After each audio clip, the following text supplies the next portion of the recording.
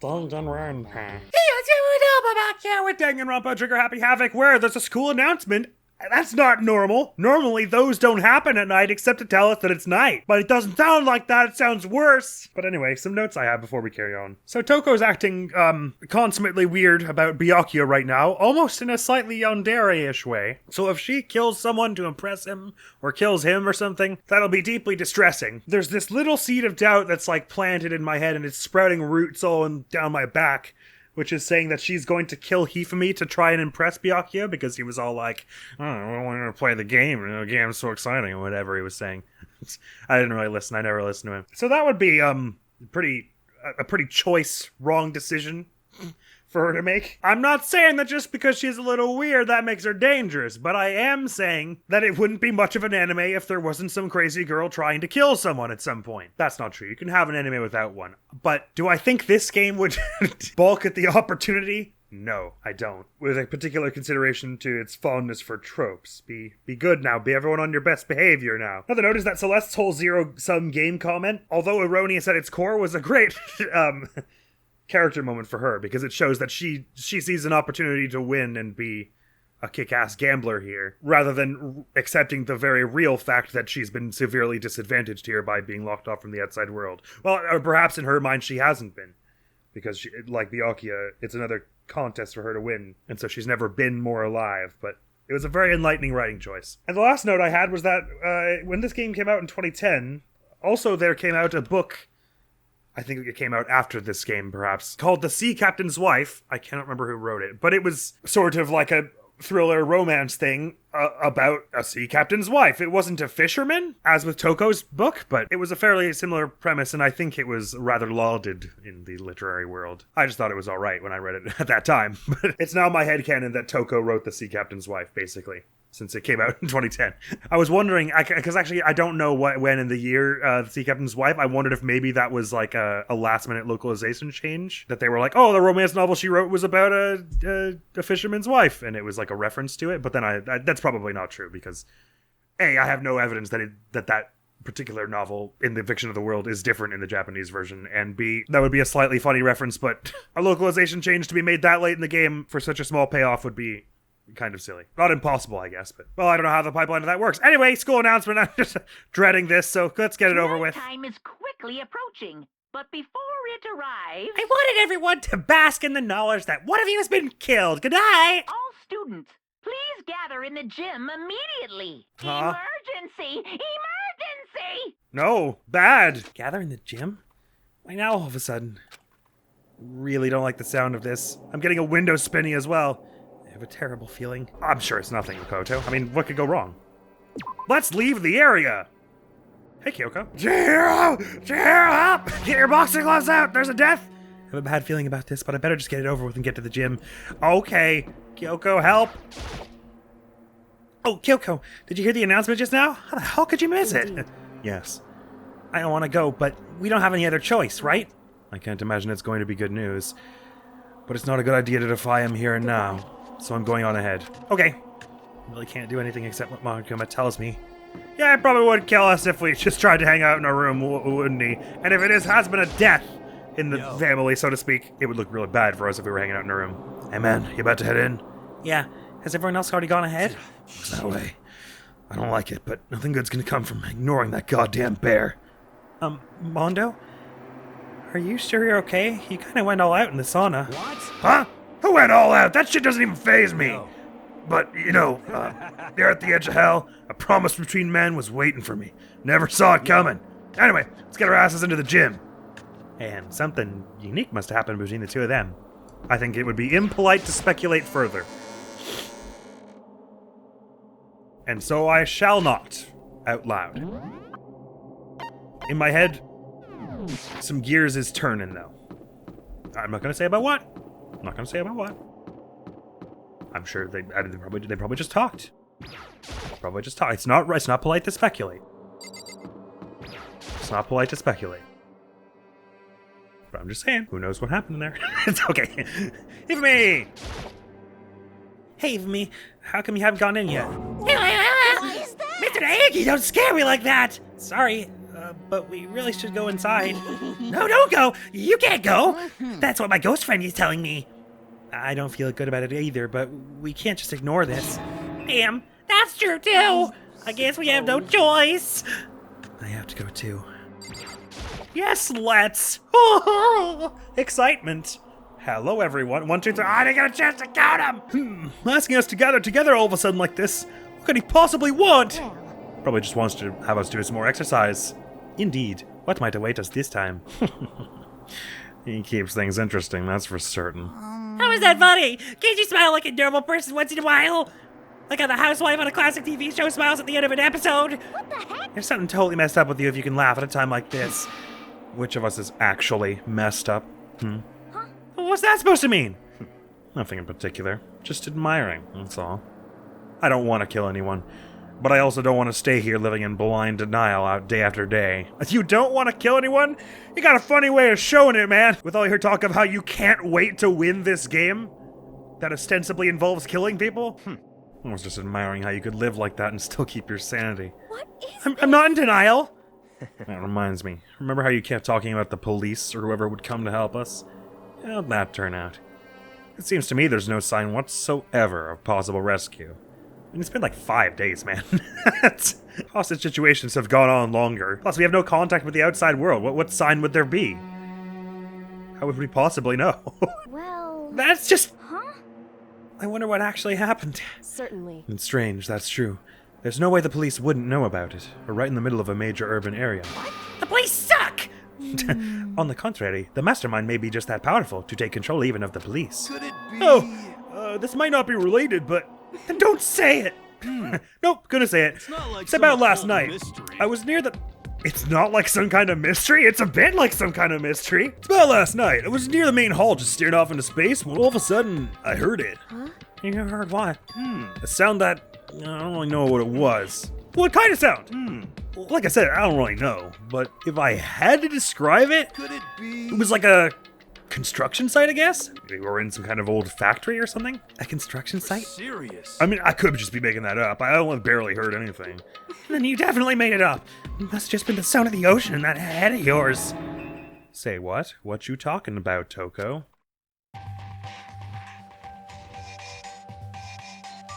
Monokuma, I guess. I don't know why the question mark's on it. Say what? What you talking about, Toko? It was a lot of pomp and circumstance. We already know you're here. He's arrived. What Hero heard wasn't the sound of construction, but it could have been an explosion. Huh? Or maybe a machine gun? That can kind of sound like a construction in a way. Wait a minute. I didn't do a head count. Who haven't I seen? I haven't seen Sakura around yet. Oh no. What are you talking about? Beyond this point, my mouth is zipped, my lips are sealed, and I am fully puckered. TMI. It's a secret, little secret. And? Fine, then let's move on to what you can tell us. Why did you call us all here? You don't beat around the old bush, do ya? Ready for me to get to the point, huh? If you please. Been ready. But before that, you mind if I vent a little? I'm low on energy these days. My stitching's even losing all its shine and luster. I'm thinking it's probably because of this ho-hum, boring old everyday life. I'm looking for something with a little more stimulation, something rife with danger and intrigue. Listen, can I just be frank? The next Blacken hasn't shown up yet, and I'm getting bored. So I've decided to come up with a new way to motivate you. Motivate? Is it another set of videos or something? Yes! With in slightly higher def. Are you gonna show us some demented thing to try and drive us all to murder? Drive you to murder? What a mean thing to say! Just awful! You hear me? I don't know what you've got planned, but we're not gonna kill each other anymore. No matter what you do, I swear to God we won't. Oh, Kiyotaka, you can speak for yourself. And probably Makoto. And I would say Aoi. She doesn't seem like she's gonna kill anyone. But beyond that, I'm not confident. That's very big talk. Do your very best to back it up, okay? Now then, with your permission, let me begin. So this time, it's embarrassing memories and secrets. As long as you're alive, it's a given that there's things you don't want other people to know about you. So I did a little investigating of my own, and I dug up some of your darkest secrets. Oh my. And those embarrassing embarrassing memories and secrets are all contained in the envelopes I have right here. Well, if you have one for each of us, then all it's going to do is bring us together and give us a good hearty laugh. I shouldn't have said that, should I? They're all going to be really horrible, aren't they? Like our worst moments. I'm going to hand them out now, so take a second to take a peek. As Monokuma spoke, he tossed the envelopes at our feet. I quickly snatched the envelope with my name written on it. I nervously pulled out what was written inside, and my entire body suddenly went rigid. Makoto wet the bed until he was in 5th grade. Oh, well that's whatever. You were a kid. That's not that embarrassing. What? Oh, how'd you find out about this? Everyone started talking at once. You have 24 hours. If someone doesn't become black by then, all your deepest, darkest, most embarrassingest secrets will be exposed to the world. Maybe I'll roll by a crowded intersection in a van strapped with loudspeakers and spill the beans. Wouldn't that be so embarrassing? I mean, you have to prove it for it to be that embarrassing. So that's what you meant by motivated. Yep, you got it. They're all pretty unpleasant, trust me. None of you want to reveal that stuff, right? It's definitely something I'd rather people not know, but we'd never kill someone over something like that. What'd she say? He's right. Your plan is doomed to fail. No one's gonna murder someone for this kind of thing. This is kind Oh no. Is it because, for better or worse, your memory is still a way to connect to the outside world? I have stuff I wouldn't want anyone to know no matter what, so I assumed you'd all be the same. Which is why I put so much effort into preparing this next motive. Man! You're saying you really won't kill each other over this stuff? That just sucks! Well, what can you do? Okay, then in 24 hours I'll expose all your secrets just to make myself feel a little better. Okay. So sad, so depressed. You're not well. With an almost convincing look of depressed dejection on his face, Monokuma receded into the gym steps. So, I didn't know what to expect at first, but maybe we dodged a bullet in this one? I mean, we should be so lucky, but I have my doubts. It feels like one of them is going to be like much worse than the rest. Although I suppose there are certain professions where your reputation is everything, so even something small and embarrassing like that. Like something like that, maybe not that bad for a professional athlete, but maybe someone who's like, well, the idea that came to mind was like an idol, but the idol's dead. But using her as an example, I mean, your reputation in that sort of workspace is kind of big. So if they heard that you used to, I don't know, go tipping cows in the evenings or something, I guess that could harm things. I'm just trying to think who would stand to lose the most from this. Maybe Byakuya? But it depends on what the embarrassing memory is. Like Makoto wetting the bed, he was a child. That happens. I mean, yeah, having those secrets revealed is going to be totally embarrassing, but that's seriously not enough to give someone a reason to kill, right? Listen to me. Good news, everyone! I have a brilliant idea! Why don't we all just confess the secrets in those envelopes right here and now? If we do that, any and all motive for murder will vanish. That's pretty smart, right? I mean, I was thinking that myself, but somehow it doesn't feel like everyone's going to agree. Okay, so my embarrassing thing is, I don't want to hear your stupid story. What? Besides, I don't want to talk about it. I don't care what anyone says. I don't want to talk about mine. as for me. Neither do I. Not because it is unpleasant, but because it is impossible. Oh? What? Well, it's just human nature to want to hear it when you say it's impossible. Come on, it'll be good for you. Absolutely not. Come on. It's okay. Come on. Just a little bit. Come on, come on, come on. Honestly. As I said, Here we go. Come on, come on, come on, come on, come on, come on, come on. I said I don't want to talk about it, you human bag of lard. Yeah. I agree with them. There's no need to discuss it. What do you think, Chihiro? I'm sorry, Sorry, I don't really want to talk about it right now. but I also don't want to leave things the way they are, so maybe I can talk about it later. After I try my best to become strong. Then I can tell everyone. so, If you don't want to talk, you don't have to. I'm not super excited to talk about it either. That's true. If everyone's that much against it, even if my bro's the one that suggested it, I gotta say no. I don't understand why like half of us can't say them. Just to start. So we can get it out in the open that Makoto's is nothing bad, right? Like, I don't want to pressure anyone into revealing theirs if it's something like really like an upsetting traumatic memory. Especially since like Toko, for instance, she said she had been hurt before, so it could be something pertaining to that. Like, everyone else's could be a little worse than Makoto, but I don't understand why like Makoto and like a few other people who are comfortable with saying theirs can't just like say them out loud just to get it in the open air and show everyone it's whatever. But if you say so. If everyone's that much against it, even if my bro's the one that suggested it, I gotta say no. Well, that's okay then. Either way, if it's just a few secrets, I'm sure nobody's thought to kill anybody over it. I hope you're right. A secret's so bad you'd kill someone to keep it? Nobody's got something like that, right? Okay, I'll stop with all the secret talk, but, each of us has 24 hours to get ready. having our secrets exposed isn't gonna be fun, but it's not like we're gonna die because of it. So, don't do anything hasty. The way you keep repeating it kind of makes me worry even more. Okay, sorry. I know it's gonna be tough, but, I don't know how to tell you. You're continuing to repeat it. This is a school announcement. This is a school announcement. It is now 10 p.m. As such, it is officially nighttime. Soon the doors to the dining hall will be locked, and entry at that point is strictly prohibited. Okay then. Sweet dreams, everyone. Good night. Sleep tight. Don't let the bed bug bite. Safe and fun pastimes. Nighttime already, huh? Okay, let's call it a day. Of course. Good idea. Oh, she is there. Okay, I thought she was not there. That's the first time I've seen her. Good idea. We need to prepare for tomorrow. I was left with an anxiety I just couldn't shake, but It's weird. They're only showing us 8 of them right now, when we should be able to see 11. we left things as they were and left things as they lay. One by one, we headed back to our rooms. Secrets or memories you don't want anyone to know about. A way to connect to the outside world. Honestly, all that crap Monokuma was spouting didn't have any effect on me. I wouldn't say no effect. Probably not the effect he intended, though. There's no way anyone would kill over stuff like that. At least, that's what I thought. But maybe I was just being optimistic. Which is probably why, without too much of a struggle, I drifted off to sleep. Jeez, I'm more tired than usual. Super tired today. I fell asleep. But what I didn't know is that even then, a tragedy was taking place. But first, the tragedy that is currently before our eyes, the Monokuma Theater.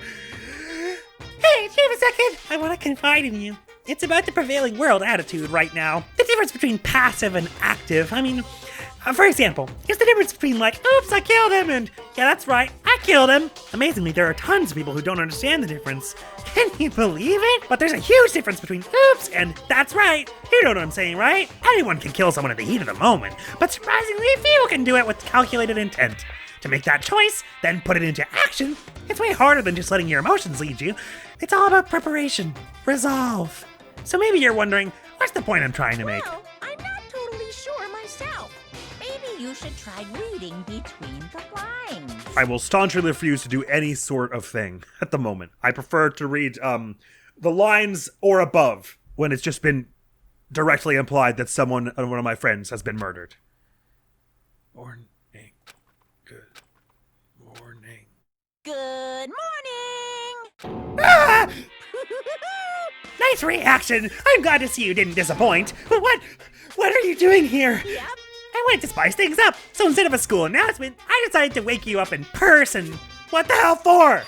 Because it's fun. And as long as I'm here, I figured I'd let you hear it right from the bear's mouth. Hear what? Are you sure you should be acting this laid back? I mean, even though something happened to one of your buddy classmates? What? Say what? What? Your face is all blue like someone on the verge of death. What happened? What are you talking about?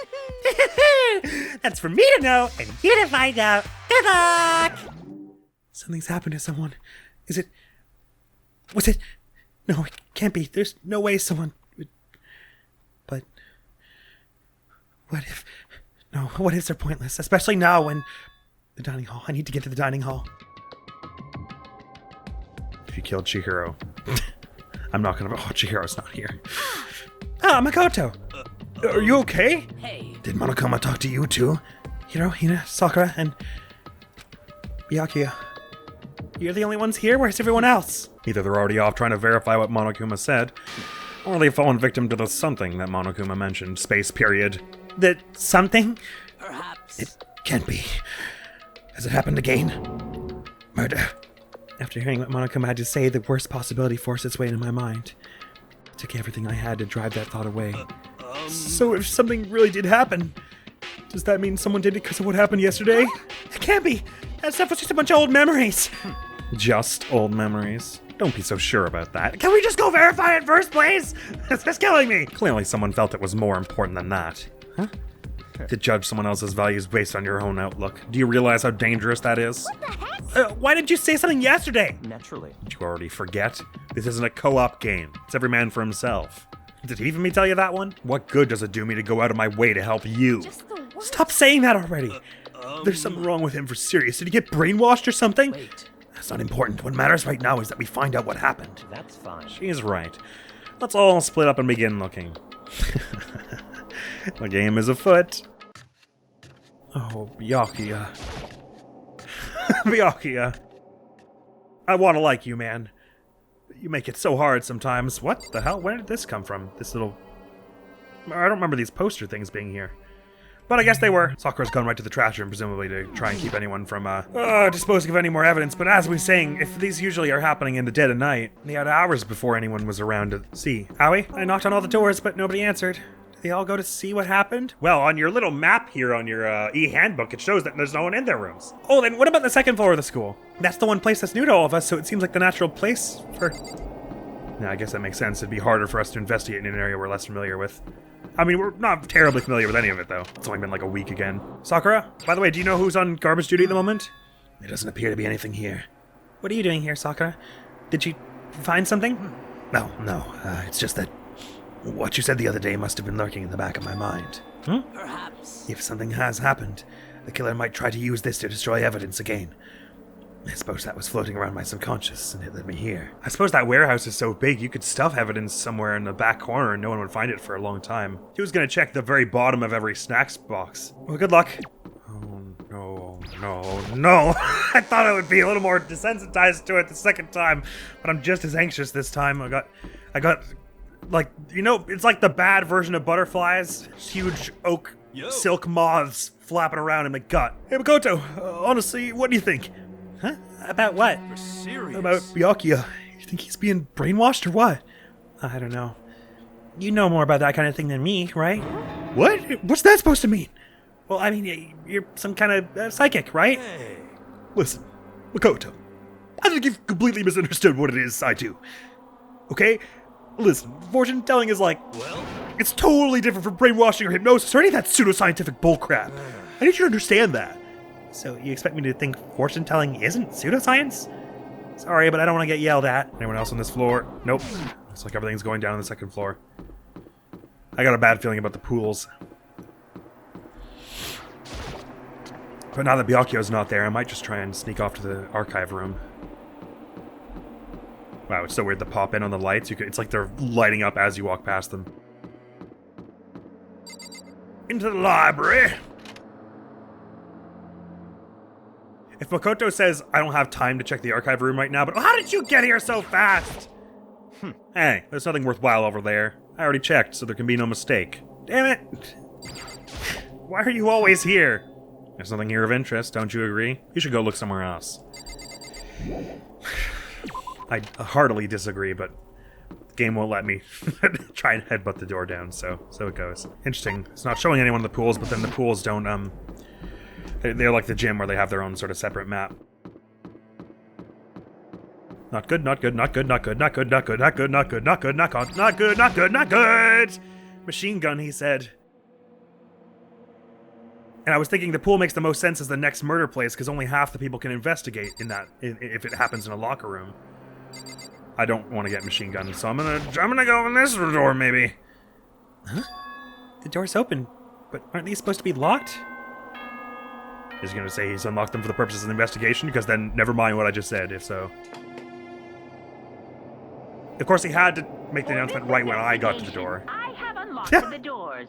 Please look around to your heart's content. You promise that gun's not gonna go off? Investigation? it's all clear. Just as I thought. Byakuya! I see. Judging from what he said, there can be no doubt a murder really has taken place. Come on! In the locker rooms. They're suspicious. Very suspicious indeed, wouldn't you agree? Suspicious? It seems nobody searched the locker rooms. Let's start with the girls' locker room.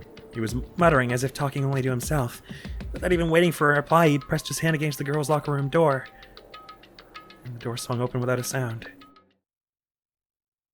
In that moment, time seemed to freeze.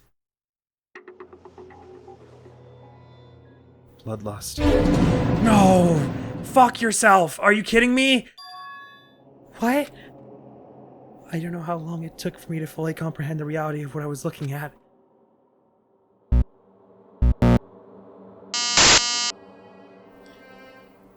Whichever one of you let me spend all my points. No, I stand by it. I stand by it. I stand by my decision. But fuck, if only I had spent a few more, because there was clearly more to that chain. Motherfucker. Can this game go fuck itself for like 5 goddamn minutes? Shit!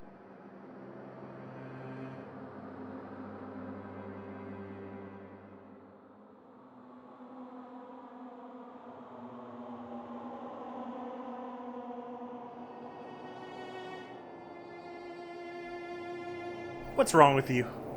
Why do you enjoy this? Are you being for real with me right now? I can't fathom why you thought this was okay. Stupid game this. So we should have never released it. Oh, did I break my headphones? No, they're fine. They're fine.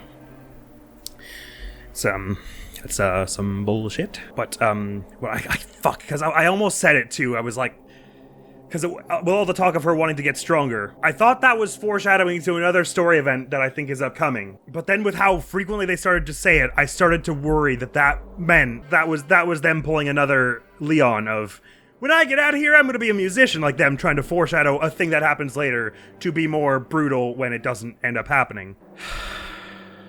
Okay, this is how it's going to be. I'm sure Kyoko's next.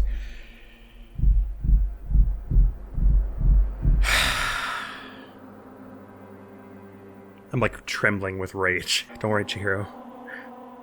We're gonna find who did this, and then I'll go to OpenAI myself and finish your project if I have to. All those GitHub commits we made back and forth where we added little hearts in.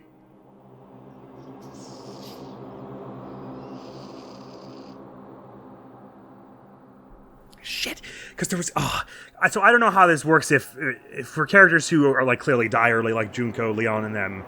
I don't know if they actually have programmed like a large number of the events ahead. Like I don't know if they all have like 10 or whatever the max bond is events that can happen. But it's just that you're in normal gameplay never going to reach those with like Leon and them.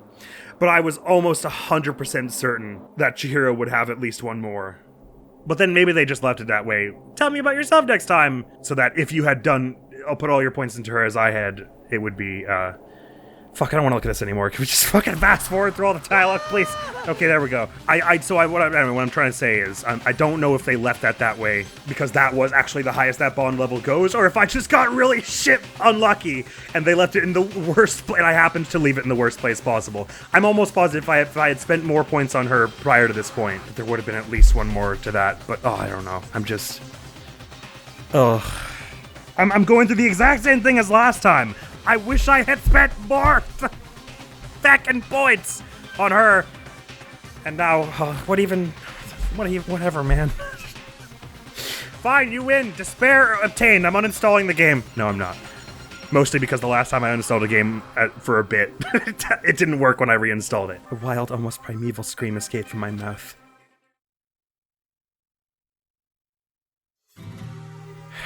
Deadly life. Fuck, and it's so obvious in hindsight because she kept talking about how easy she was to kill.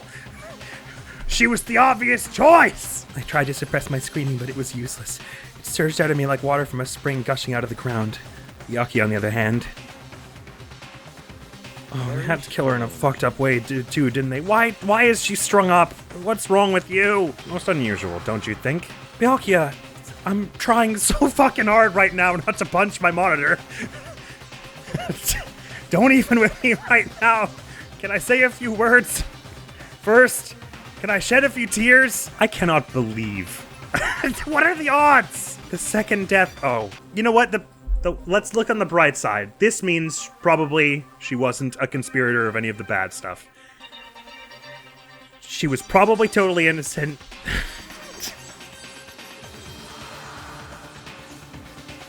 Most unusual, don't you think? He was totally calm. Almost like he was watching this all unfold in front of a TV screen. I see. Look, Chihiro's corpse has been suspended somehow, and something's been written on the wall in blood. Oh, you fucking say! Okay, sorry. I'm reclaiming myself. Bloodlust. Such a brutal way to kill someone. Now, this is beyond brutal. Wouldn't you agree? He killed her. How could it not be brutal? No, that's not my point. This murder is far too bizarre for any everyday amateur to have committed it. Unlike with Sayaka, this murder was not a crime of passion or necessity. It's almost as if whoever did this did it for fun. You see what I mean, don't you? What? My head was swimming. I was still reeling, too confused to understand what he was trying to say. So obviously the Genocide Jack character had bloodlust written at every crime scene. Whether this is that person, the work of that person or not. Sorry, I'm still feeling like I'm about to pass out a little bit. So I'm sorry if I don't sound the most coherent right now. But it almost has the feel that whoever wrote Bloodlust did it to pin it on one of the people who was all like, Genocide Jack isn't real, like Celeste or whatever. Celeste was all like, a serial killer like that? How preposterous. So that if any one of us was to be Genocide Jack, it would be her, right? So if someone was trying to frame her, they would try and make it look like Genocide Jack did it, if that makes sense. But anyway, I've been told not to think too hard, and that I've overthought things super hard, so never mind that. Let me just shut up and not think about anything. Not think about anything, not least of which anyone who's behind Byakuya right now. Byakuya, if you could just get a little closer to me so I could see less of this, that would be fine. My head was swimming. I was still reeling, too confused to understand what he was trying to say. Before I could even begin to clear my head. Hey, I heard screaming. Did something... Ah! There we go. That scream was better than mine. Chihiro! That's a new noise. A body has been discovered. I knew she wouldn't make it to the end, but god damn it, did it have to be the second one? I hope we can get along. Oh, you're talking like someone who's going to die so soon. And the last gift I gave her was the fuck off stupid arrowhead. Oh, can I start the game again? Just put all my points in her, please. No. This is my response. I was the one who chose the stupid things. I have to take responsibility for that. That's what Chihiro would want. A body has been discovered. After a certain amount of time, which you may use however you like, Crying. the last trial So I'll will be using it. begin. What the hell was that? Oh, that's right. You were unconscious during Saiga's, so you don't know about it. What you just heard was the body discovery announcement. Oh, good. It's got its own chime. Apparently when 3 or more people discover a body, an announcement plays to let everyone know. 3 or more... Oh, there's something weird drawn on the poster over there. Yukion. When you say 3 or more who weren't the killer, you mean? Because the killer would have already discovered the body. Yasuhiro said he heard the machine gun, or he heard something that Monokuma later suggested could have been the machine gun firing, and I have a suspicion I know why, but... Anyway, sorry, I'm finding it really hard to progress at the minute! Apparently, when 3 or more people discover a body, an announcement plays to let everyone know. I imagine it's so that the search for the culprit can proceed fairly for everyone involved. Proceed fairly? Body discovery announcement that Chihiro really is dead. Yes. Before you start screaming your head off, go round everyone up. It seems another game has begun. Another life or death game to uncover a killer. I get it's just how you are, Byakuya.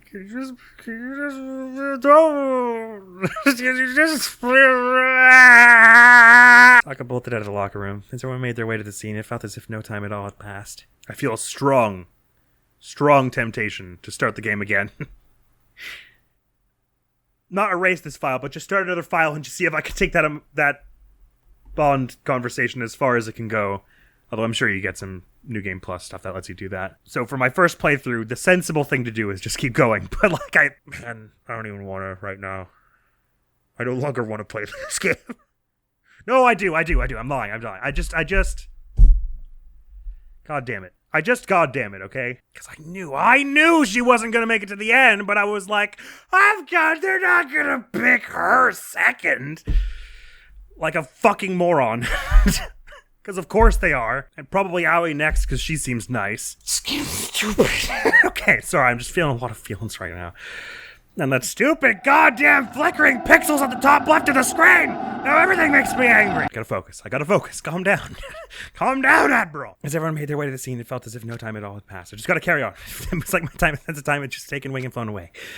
When I finally came back to myself, I saw everyone had the same look of confusion, fear, and anger. We all just stood there, gathered around Chihiro's body. Damn. One of the barbells had blood on it as well. Damn! I couldn't keep her safe.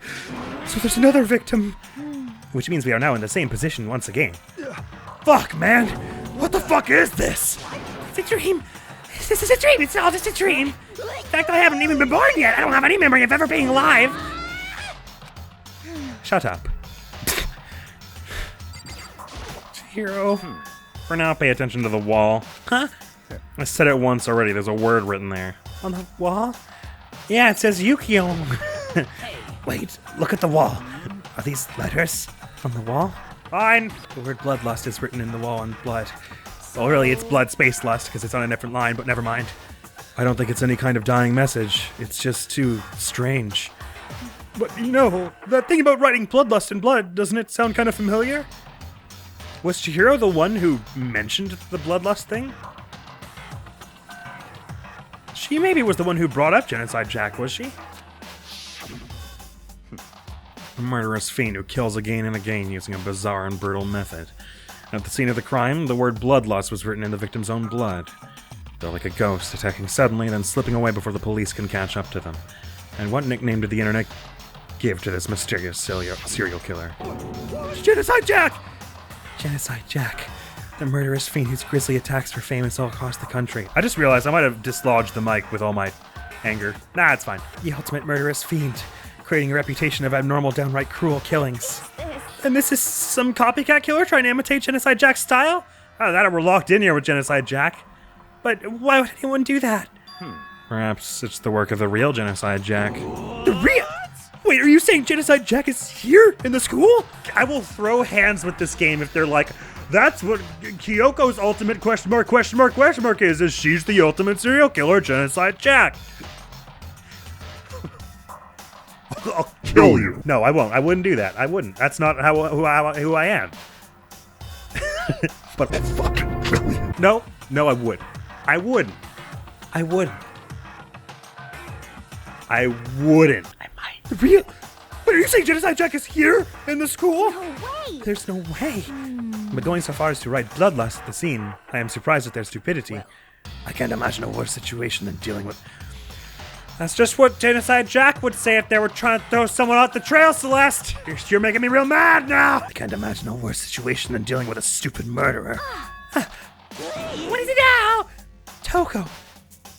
Hina was pointing toward the entrance to the girls' locker room. Toko was the last to arrive, and now she was just standing there. No. Why?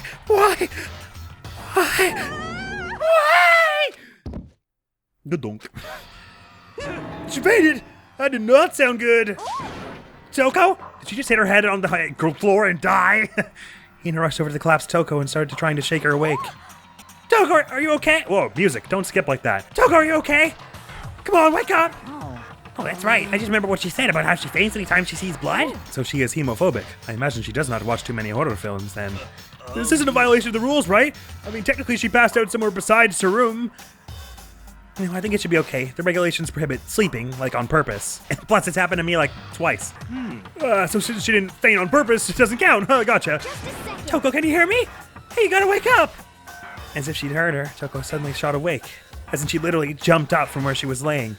It was such a strange reaction, I was at a total loss for words. She leapt straight up into the air, changing her stance as she did. In no time flat, she was just standing up. Ignoring the physical contortions she had to go through, her emotion was totally haphazard. Huh? What? Sorry about that. I was just so shocked, you know? It happens, right?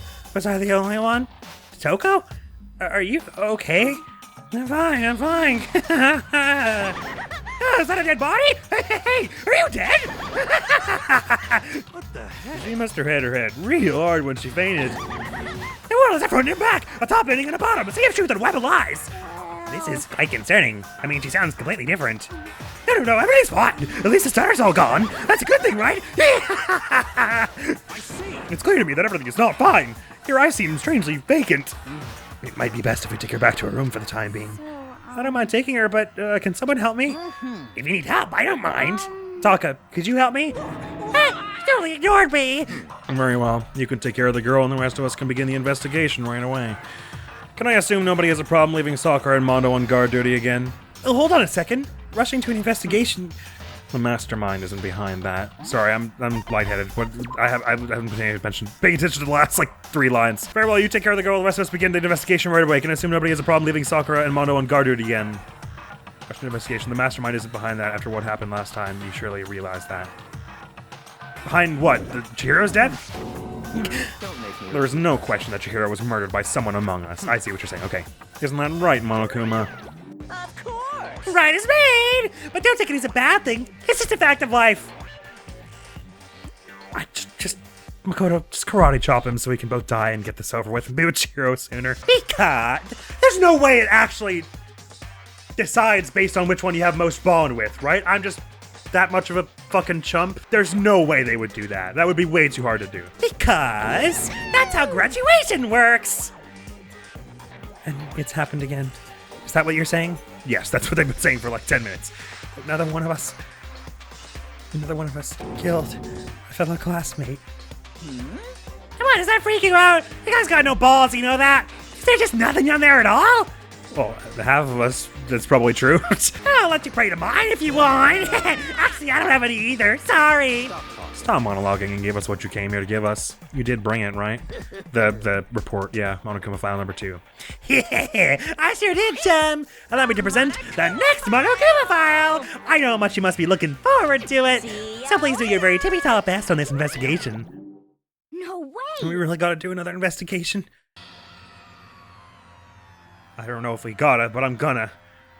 Examining the corpse of one of our friends. Having to suspect all our other friends. Why? I hate this. I can't take it anymore. I hate it too. I've had enough. I'm getting out of here. Where do you plan on going? There's nowhere to run. Just accept it already. After all, blood is just a liquid. A dead body is a simple object. You are very enthusiastic about all of this, aren't you? Are you not? Naturally. How can I not be? If we don't unmask the culprit, we all die. That's true, but to jump into it so soon. What? Do you want to die? Fair play to him. We don't know how long we have. We have a really arbitrary time limit, which is basically until Monokuma gets bored or thinks we have enough. Or both. Such ignorance. Fine, then go off and die somewhere. Right now. Go ahead. You're a waste of space. A dead body is an object? Piece of shit. Chihiro wasn't an object! Show a little respect or I'll beat some idiot! Calm down. Everyone stop bickering. Listen, there's some truth in what Byakuya said. Kyoko! Because If we don't solve the mystery and find the killer, our own lives are forfeit. And if Byakuya is right, the genocide Jack is somehow the one who killed Chihiro. that's right. Then unless we do something, more victims could start piling up. Forget more victims. If we mess this up, we're all dead meat. Hey, hey. Hold on. If that's your worry, you don't gotta worry any longer. If anyone killing game, the guilty party may only kill a maximum of 2 people. What? I didn't realize there was a maximum or a minimum at this point. What? I don't remember any rule like that. I just came up with it. I mean, if one person went around and killed everyone, your lovely student life would be all over, right? Listen, my lovely student life was over the moment Sayaka conspired to Leon. Any hope of ever recovering it was gone when Sayaka died. And now any hope of my heart ever feeling full again is gone. So if you could shut your dumb bare muzzle and let us investigate the corpse, please. New rule's been added to the regulations menu. In that case, why not limit it to 1 person? On a good mystery, you don't want to miss out on at least the potential of a serial killer angle. This game was written by horrible people. This game was... I'm angry at myself, mostly. She seemed like the most obvious next one, which is why I was like, there's no way.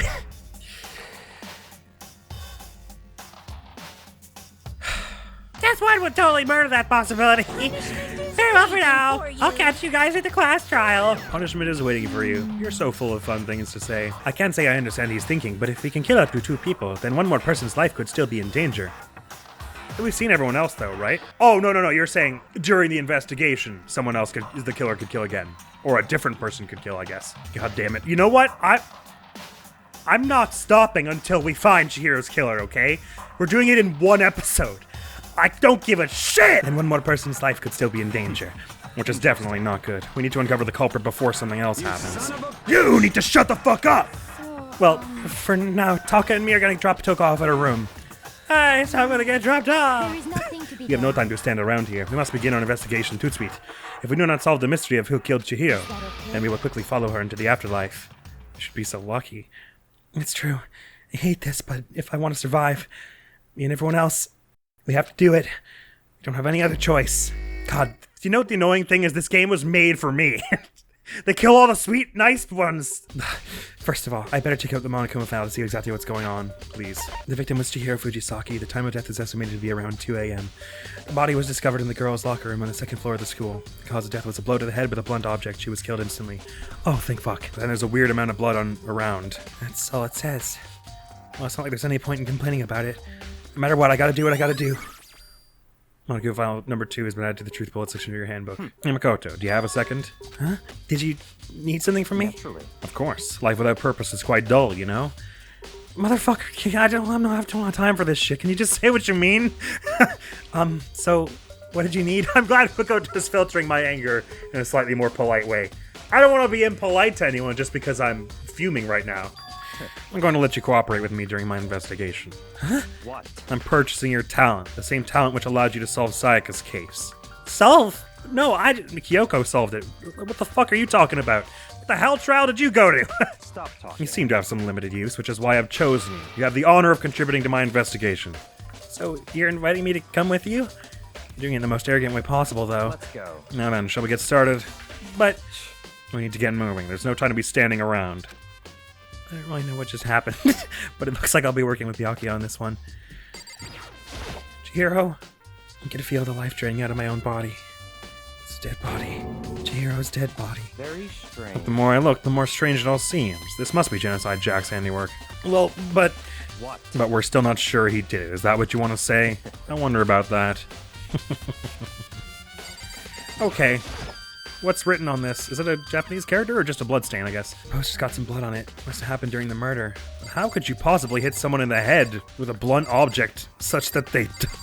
it splatters only backwards, like at a 90-degree angle, and downwards at like a 0-degree angle? That's so bizarre.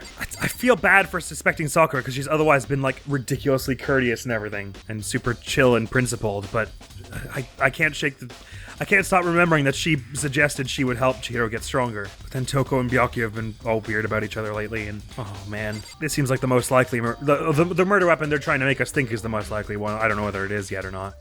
There's a dumbbell on the floor, and this is a bloodstain. There's a bloodstain on the dumbbell. The Monokuma file said a blow to the head with a blunt object is what killed her. I always used to wonder why Ace Attorney games zoomed back out, like the 3D ones zoomed back out from a zoom in before having a character talk, but I realize now it's because when the camera is facing down at the floor, but the character's face on like this, it looks really weird. It looks like he's lying down, looking up at Makoto saying this. Does that mean this dumbbell was actually the murder weapon? Don't imagine it could have been anything else. Well, but if you were trying to frame someone super strong, you would paste some blood on something you couldn't carry, wouldn't you? Locker room dumbbells been added to the truth bullet section of your handbook. The word bloodlust is written on the wall in blood. What's the meaning behind it? Bloodlust. I use this locker room all the time. Now, it's become the site of Chihiro's death.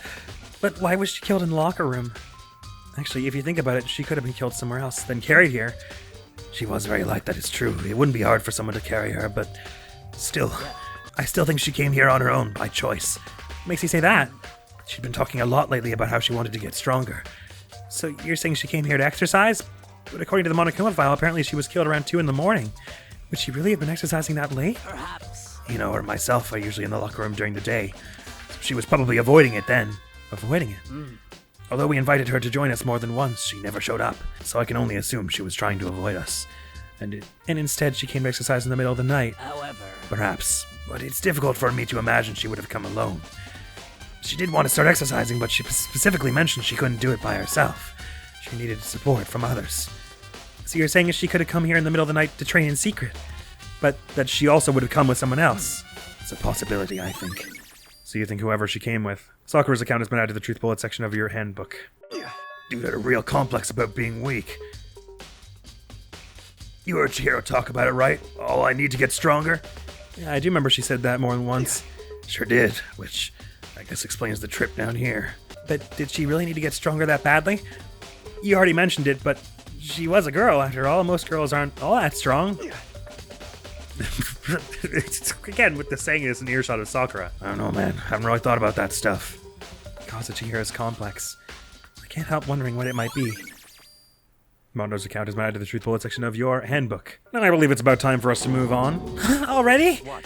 New clues won't magically appear by standing around here. We need to check every aspect of this case. I still don't feel like we've checked her corpse. I don't like saying her corpse. I don't feel like we've checked the pertinent body in this case to verify that the only wound is a head wound, but if you say so. That's true, but if you're satisfied, let's hurry up and proceed. He's so pushy. I got caught up with the wrong person this time. But you can still probably say no. Yeah, the locker room it is then? So this is our next location. Huh? This place is related to the investigation? Figure it out for yourself. It's no fun if you don't, right?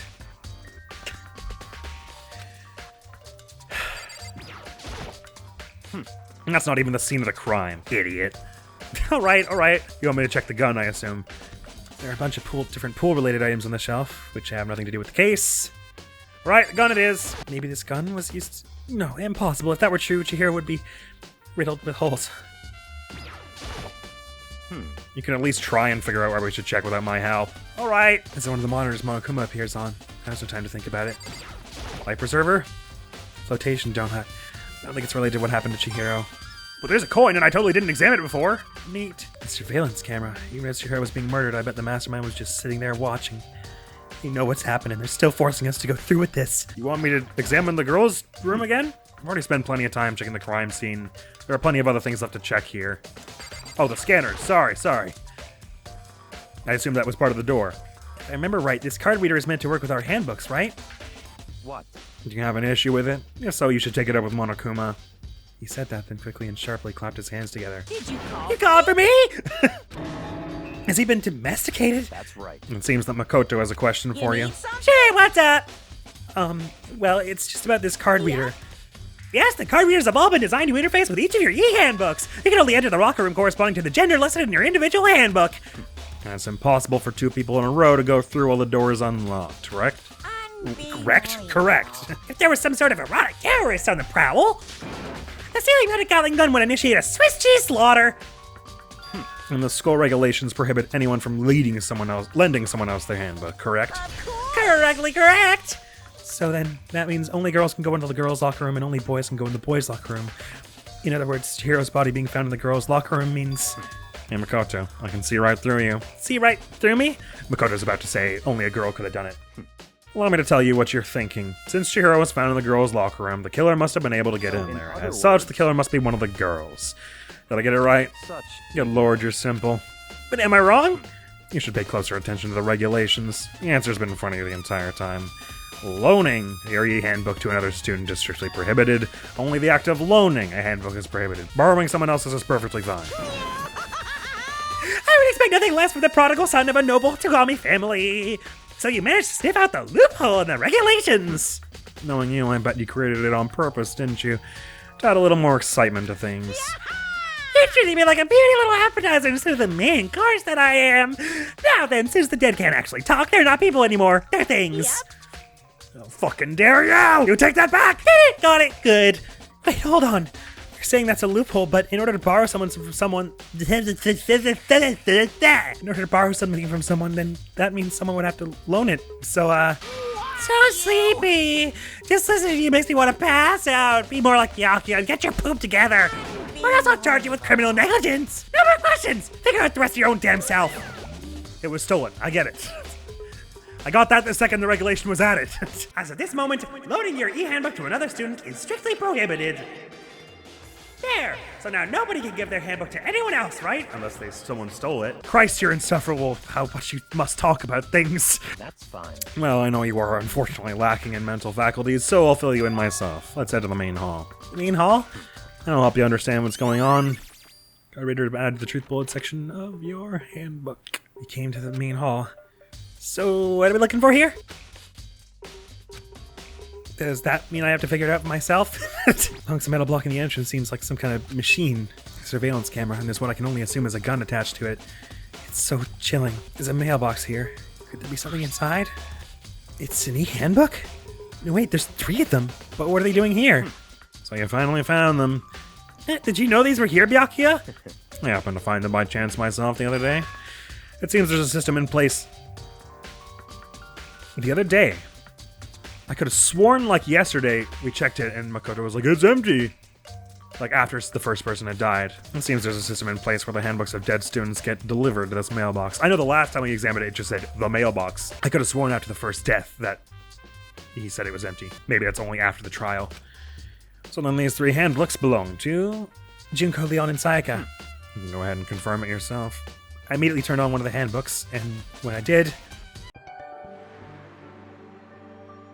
Sayaka Maizono. You're right, this is Sayaka's handbook. Now do you understand? This is the key to the loophole that I revealed earlier. You could just take one of the dead people's to use it. Yeah, I feel like I'm starting to get it. You should pay closer attention to the regulations. The answer has been in front of you the entire time. Loaning your e-handbook to another student is strictly prohibited. Only the act of loaning a handbook is prohibited. Borrowing someone else's is perfectly fine. I see. Yeah, now I understand. Made all e-handbooks out of the truth section of you-know-what. Hold on a second. What's wrong? Strange. That's strange. One of the handbooks won't turn on. Is it broken? Whose is it? Well, they can withstand a considerable amount of force and they're waterproof, so broken, maybe not. Out of battery, again, I'd like to posit the possibility, but the other handbook showed Junko's name when I started it up. Then the one that won't turn on must be Leon's, right? See. It would make sense, yes. After all, he did get pummeled with dozens and dozens of baseballs. Pummeled with baseballs? Don't show me this again. The memory of it came flooding back. That cruel punishment which led to Leon's death.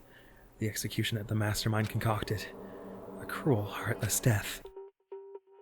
You're right, it wouldn't be surprising for the handbook to break during that kind of assault. I'm no physicist, but even a really firm launch of a baseball enough to kill a person doesn't necessarily constitute 10 tons worth of force, does it? And if it was struck so forcibly that it broke, there would be some cracking on it, almost definitely, right? It would be pretty obvious how it broke, I would think. You're right. It wouldn't be surprising for the handbook to break during that kind of assault. Damn it! Hey! Hey! Hey! What? Any handbook is essential to student life here. Crucial, integral, instrumental, super big deal. There's no way it would break that easily. But it did. If I say it would break, it would freaking break! It can withstand up to 10 tons of pressure, and it's waterproof up to 100 meters, okay? Waterproof up to 100 meters? The fuck does that mean? 100 meters isn't enough for 10 tons of pressure.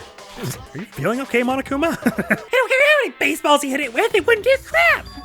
Oh, but even my amazing handbook does have one single weak point. It does? I can't hear But it's a you. secret! I wouldn't want you to go breaking any more handbooks. What?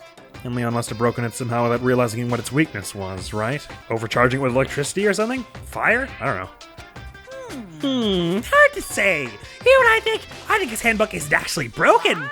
But you might ask, how could that be? Leaving the question hanging in the air, Monokuma disappeared. I mean, 20 people had mobile phones in 2010s.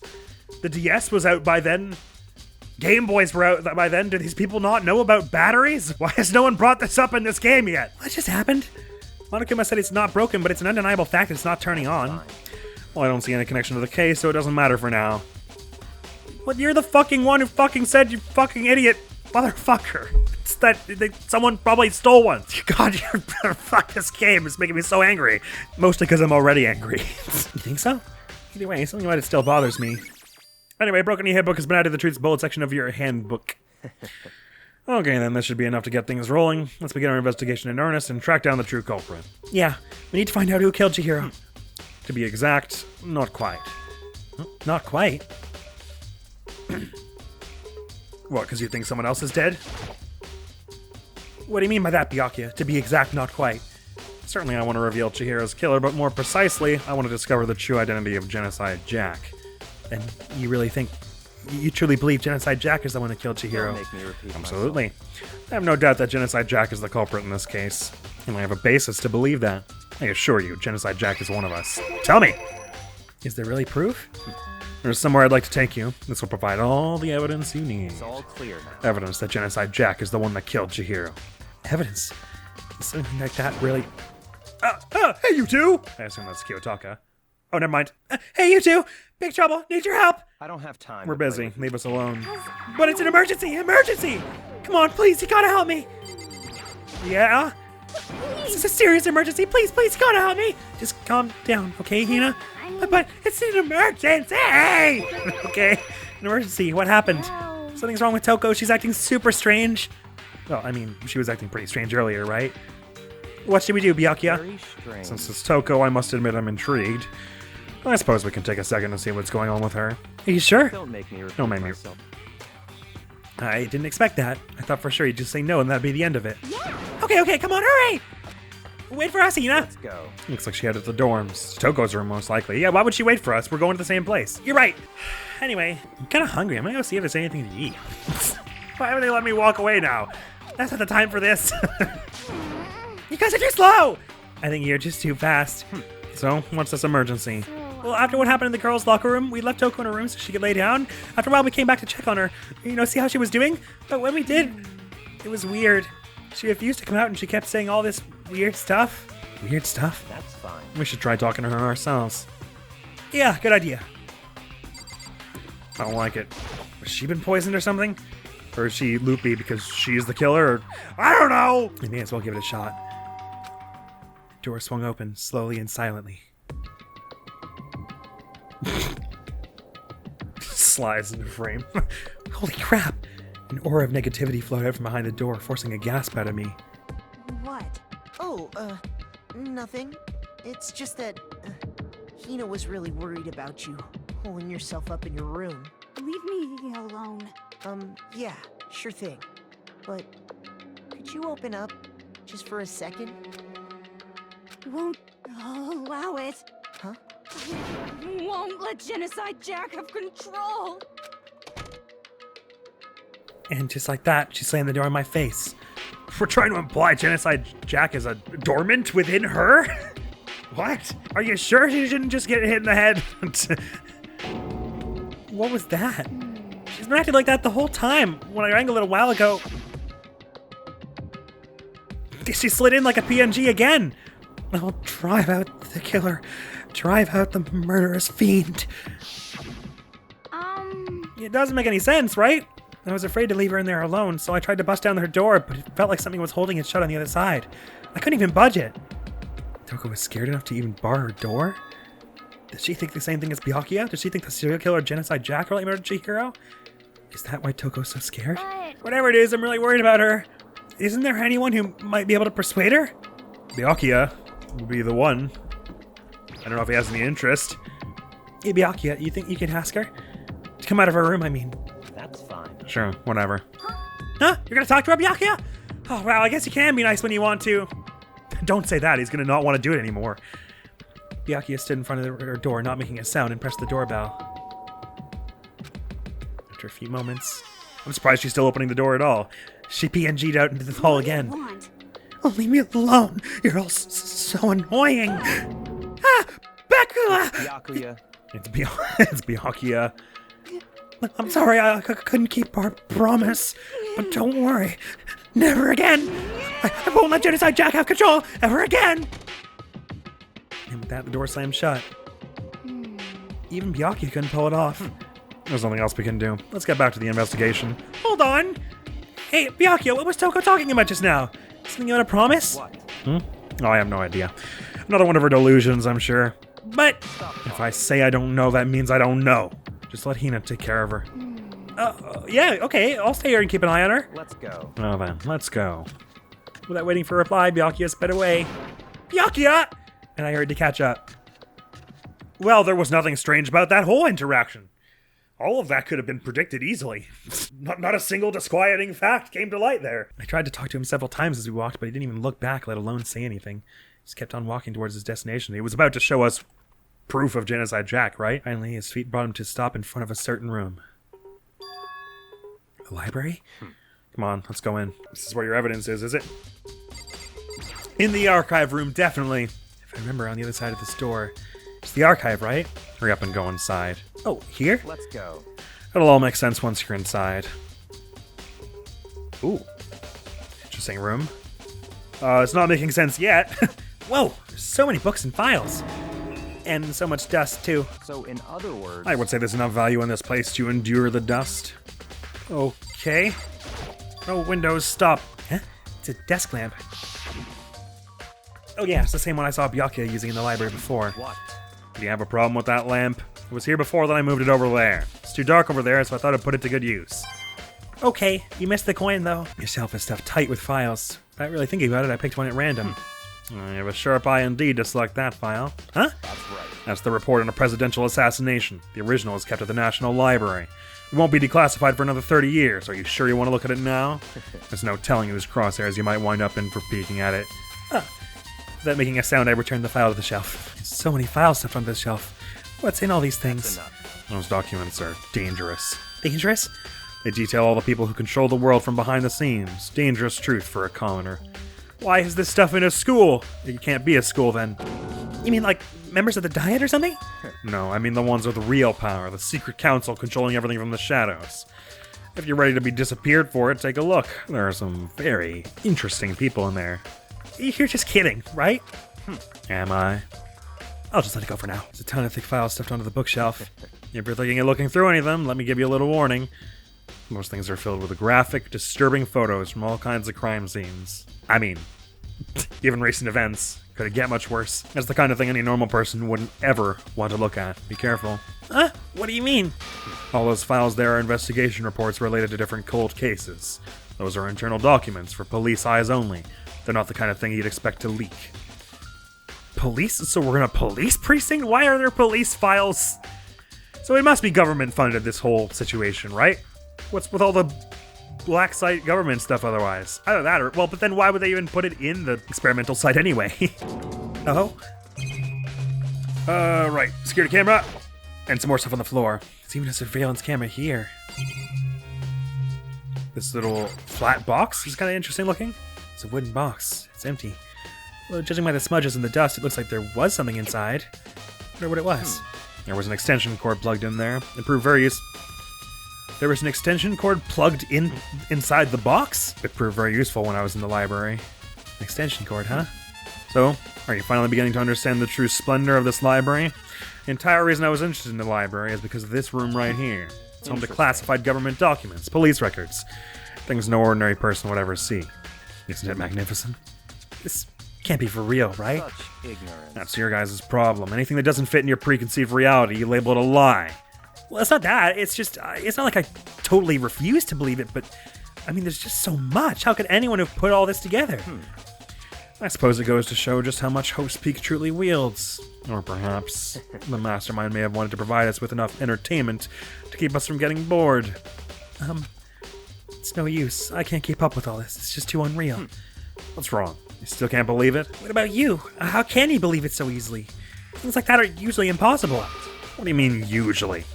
Usual, normal, ordinary, simple, those things don't exist anywhere in the real world. You don't understand what they actually represent. You don't understand the nature of anything. You don't pull your punches, do you? Besides, what you consider usual is based on your common sense, right? But what makes you think your own common sense applies to me at all? The documents gathered here are genuine. I've reviewed them multiple times, there's no doubt. I didn't feel like asking more about that, but I guess they want me to. If you pay attention to your surroundings, you're sure to discover that value for yourself. Oh, sorry, you want me to go back through this bit to ask about that. Oh, never mind. That was my only chance to... Oh, I'm sorry. They moved it over to the bookshelf for no reason. Hold on a second. You're saying you've read all these documents and more than once? But all this has to be like top secret confidential stuff, right? So why... My family has a reading room just like this at our home. Ours is bigger, of course, and not as dusty. Members of the Togami family have access to any variety of government-related documents. That includes foreign powers as well as domestic. How is that possible? So in other words, I already told you, there's a secret council that controls the world from the shadows. My family is a member of that council, and I have within me the bloodline that will allow me to one day bend the world to my will.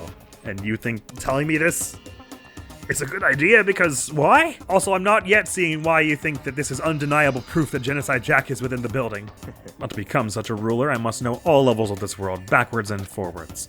So whenever I have time, I like to review whatever documents and materials that interest me. Which is why I can proclaim, without a doubt, the materials gathered here are the real thing. This is beyond believing or not believing. Yaki is actually starting to scare me more than the actual mastermind. And what always interested me the most were the cold case police investigation reports. Reading through those reports has always been a hobby of mine ever since I was little. It's excellent mental exercise.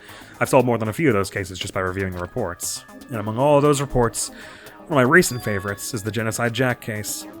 As he talked, Byakuya grabbed a specific file from the shelf. right. Yes, is the complete case file. Every single report surrounding the Genocide Jack cases has been compiled in here. Because there are so many, allow me to quickly summarize the main points. To begin, there are two notable characteristics in every genocide Jack murder. The first characteristic is that at every crime scene, the word bloodlust is written in the victim's own blood. And the second is that when the victims are murdered, their bodies are suspended in a certain way. Bloodlust is written in blood and the victim's body is suspended. It's exactly the same as what happened to Chihiro. Right, but it was already public knowledge that the bloodlust thing, so is it that hard to imagine that the suspension thing was a public knowledge? Save your surprise, the best part is yet to come. For the second characteristic, where the victims are suspended, the only ones who knew about that particular fact were members of the police and other higher-ups. How is that possible? Not one police officer ever mentioned the details of the case to anyone. Bullshit. By all accounts, nobody in the media ever found out. In other words, no one on the news, no one online, nobody knew about that aspect of each crime. Only key officials and the killer himself knew about the act of mounting the victim. Now, if you recall Chihiro's corpse... Well, you said yourself you're part of a secret council with access to all kinds of documents. So all kinds of members of, like, these certain other higher-ups you mentioned. It's not possible that one of the people in here is one? They are all ultimate people. Her body was most certainly mounted in this fashion. So, how could the killer have known about suspending the victim? That's right. That's the key question. But in fact, the answer is quite simple. The culprit isn't a copycat killer. It's the real Genocide Jack. In other words, That right there is the evidence that Genocide Jack has hidden himself among the rest of us. Genocide Jack really is... Well, a woman for first of all, because they keep saying he. So it's definitely one of the female units. Such a brutal fiendish killer really is walking around among us? interesting. Things are really starting to get interesting, aren't they? I never imagined a killer with such a reputation would ever become part of our little game. Of course, what a serial killer wants most is recognition, though, so... In a lot of cases, so it's not out of the question that it's you, I suppose. Now, don't you think it would be good for you to take a look at what I've already seen? You might just manage to ferret out a clue or two. If you get down on your knees and beg, I might even show you myself. Pinocchio. Chihiro's dead for only a few hours and you're already... I was only getting on my knees for her before. Look, dirty jokes are all I have right now. They reveal the ones with real power, the secret council controlling everything from the shadows. They detail all the people who control the world from behind the scenes. Dangerous truth for a commoner. Well, are you going to look? For now, I think I'd rather not. Wait, so you said to look at it myself. Or do you just wanted me to talk to you again? Byakuya, about that Genocide Jack case file, could you let me see it? That's fine. Well, you didn't beg, but I guess it's okay this time. Feel free to look at it in here, but you can't take it with you. Has to be the most over-the-top opening of a case file I've ever seen. Murder cases of Genocide Jack. Top secret. Oh, well, it says top secret on it, so it's gotta be secret. Byakuya handed me the file and I flipped through it with tense, nervous fingers. Suddenly my hand stopped. I had reached the page where photos from the scene of each crime had been collected. Scissors stabbed. Are they scissors stabbed into everyone's limbs? Ken Harada, office worker 32. The murder took place in the parking lot of the victim's apartment complex. Severed multiple stab wounds across his body, believed to have been inflicted with the same scissors that were later used to attach the victim to the wall. And the other at the scene, the crime was bloodlust, written victim's blood. The scissors used in murder were apparently custom made, with left at each murder scene, seeming the same. And they're all in sort of like a Jesus crucifixion pose. The murder place in the lot of the victim's apartment complex. Oh, parking lot again. The victim suffered multiple stab wounds across his body, believed to have been inflicted with the same scissors that were later used to attach the victim to the wall, same as the other one. As with the other cases at the scene of the crime, the word bloodlust written in the victim's blood. The scissors were used in the murder, apparently custom made, with each pair left at the murder scene being seen to made of the same material and construction. So obviously, the fact that there were no scissors in Chihiro is suspect, but if everyone had their personal effects stripped of them, that might be why. Ken Harada, 32. God damn it. Tetsuhiro Honda, 17. Shoji Gaku, 23. Kano Issei, 14. Takeshi Yoshida, 30. There's another factor that is common to all these victims so far that I will not mention. Komatsuna Taro, Takafumi Gono, Uchida Naohisa, Takeshi Masamune Yuto Yumejina. There was no end to it. But one thing became perfectly clear as I read. All of the killer's countless victims were killed and suspended in exactly the same way. And at the scene of every murder, the word bloodlust was written in the victim's own blood. Now take a look at the next page and you'll find another interesting tidbit. The next page. Profiling results? All of the crimes took place either on weekdays at night or during holidays, either day or night. The most common time for killings to take place was on holidays in the afternoon, all in parking lots, seemingly. Based on these facts, it could be suggested that the suspect may be a student. Evidence suggests that the suspect lingered at the scene, but when they did leave, they were in a panic. Because an eyewitness has never come forward, it's unlikely there was any external reason for this. This confused behavior suggests that the suspect may potentially suffer from dissociative identity disorder. So, in other words, The key point here is that the culprit may well have a split personality. I figured that's what they were getting at with Toko's comments earlier. But it seems like weirdly obvious, then. A split personality? Like the kind of thing you see on TV? So I'm part of another totally unbelievable story. But this one is way more unbelievable than anything else up till now. Or maybe it really isn't. I don't know, I feel like my mind has gone numb. You ain't the only one. Genocide Jack case file has been added to the truth bullet section of your handbook, but I'm not allowed to take it with me, then how am I going to convince anyone else? let's go. If you decide to turn against me in the trial. Alright, we should get going soon. Huh? Where are we going? Anywhere but here. We've finished our business here, haven't we? Oh, wait, Byakuya! As usual, Byakuya turned and left without another word. I hurried out of the library to catch up. Well, this is where we part ways. I have some things I need to take care of before the class trial. Huh? Just all of a sudden like that? Time to play. Come on, enough of your annoying misapprehensions. Did you really think we'd be together the whole time? Take responsibility for yourself and do something useful. Move the investigation forward on your own. Bye. Well, goodbye. Just like that, he was gone. Just as quickly as he'd asked me to join him, he'd cut me off. In the end, I felt like I was just some plaything getting tossed around. At the same time, I'd uncovered some really important clues thanks to him. Genocide Jack. He's the one that killed Chihiro. And that murderous fiend is one of us. But who is it? I have to find that out no matter what it takes. And to do that, there's somewhere I have to go investigate. One more time. I have to go back to the crime scene, the girls' locker room. I should check the boys' locker room too. And the others might have come up with some info I might find useful while I'm at it. I need to find out everything I can. True. I was just curious to have a little more of a look around this upper floor while we're here. Doesn't look like anyone else is here, though. Ah, screw it. Let's just go to the... I can't wait. Chihiro she'll be able to rest easier if she knows that we're all safe. It's what she would want, so I have to solve this ASAP. Get the fuck out of the way. I have a crime scene to investigate. Sorry, I'm in no mood. This is a cute poster. This poster... It's a popular boy band called Tornado. Okay, right, so the posters got swapped as well, because that's... The posters got swapped. I should avoid saying how I know that. They're gonna get to it in a minute, I'm sure. The posters from this room and the next room got swapped. It's a popular boy band called Tornado. Somehow it doesn't seem to quite fit in the boys' locker room. I'm sensing some judgment from Makoto right now. This is one of the monitors Monokuma appears on. Right now it's just showing the school crest. This stuff, yes. There's a strange stain on the carpet. What is it? Could be old blood, I guess. Dried blood eventually gets that kind of brown oxidized color. Right. Oh, this is the entrance to the pool. Sorry, I thought that was just the exit door. I never know which door is the exit door and which one is a to another room door. Well, let's have a wee look around here, shall we? Oh, it just moved the whole camera. Maybe there's some kind of clue in the lockers? Guess not. Except this coin. Sweet. I guess I gotta do the coins now anyway, because we're gonna be out of the chapter before long. It's weird that the monitor and the camera, I have to go back to this point to examine them. Oh no, you can't examine them at all, never mind. Oh, from this angle I can examine them maybe. The camera angles in this are really weird. I have to like move around the room Externity 5 or 6 style, but like, there's nothing here. Anyway, we're clearly not meant to be here at the moment. I was just trying to leave. Sorry, me, I was going through something. What's up, buddy? Ding ding ding! Amy has discovered evidence revealing the identity of the culprit. Another stat increase for me. Evidence? What did you find? I cannot reveal that just yet, but I guarantee that what I found will steal the clearest breath from his lungs. Are you sure about that?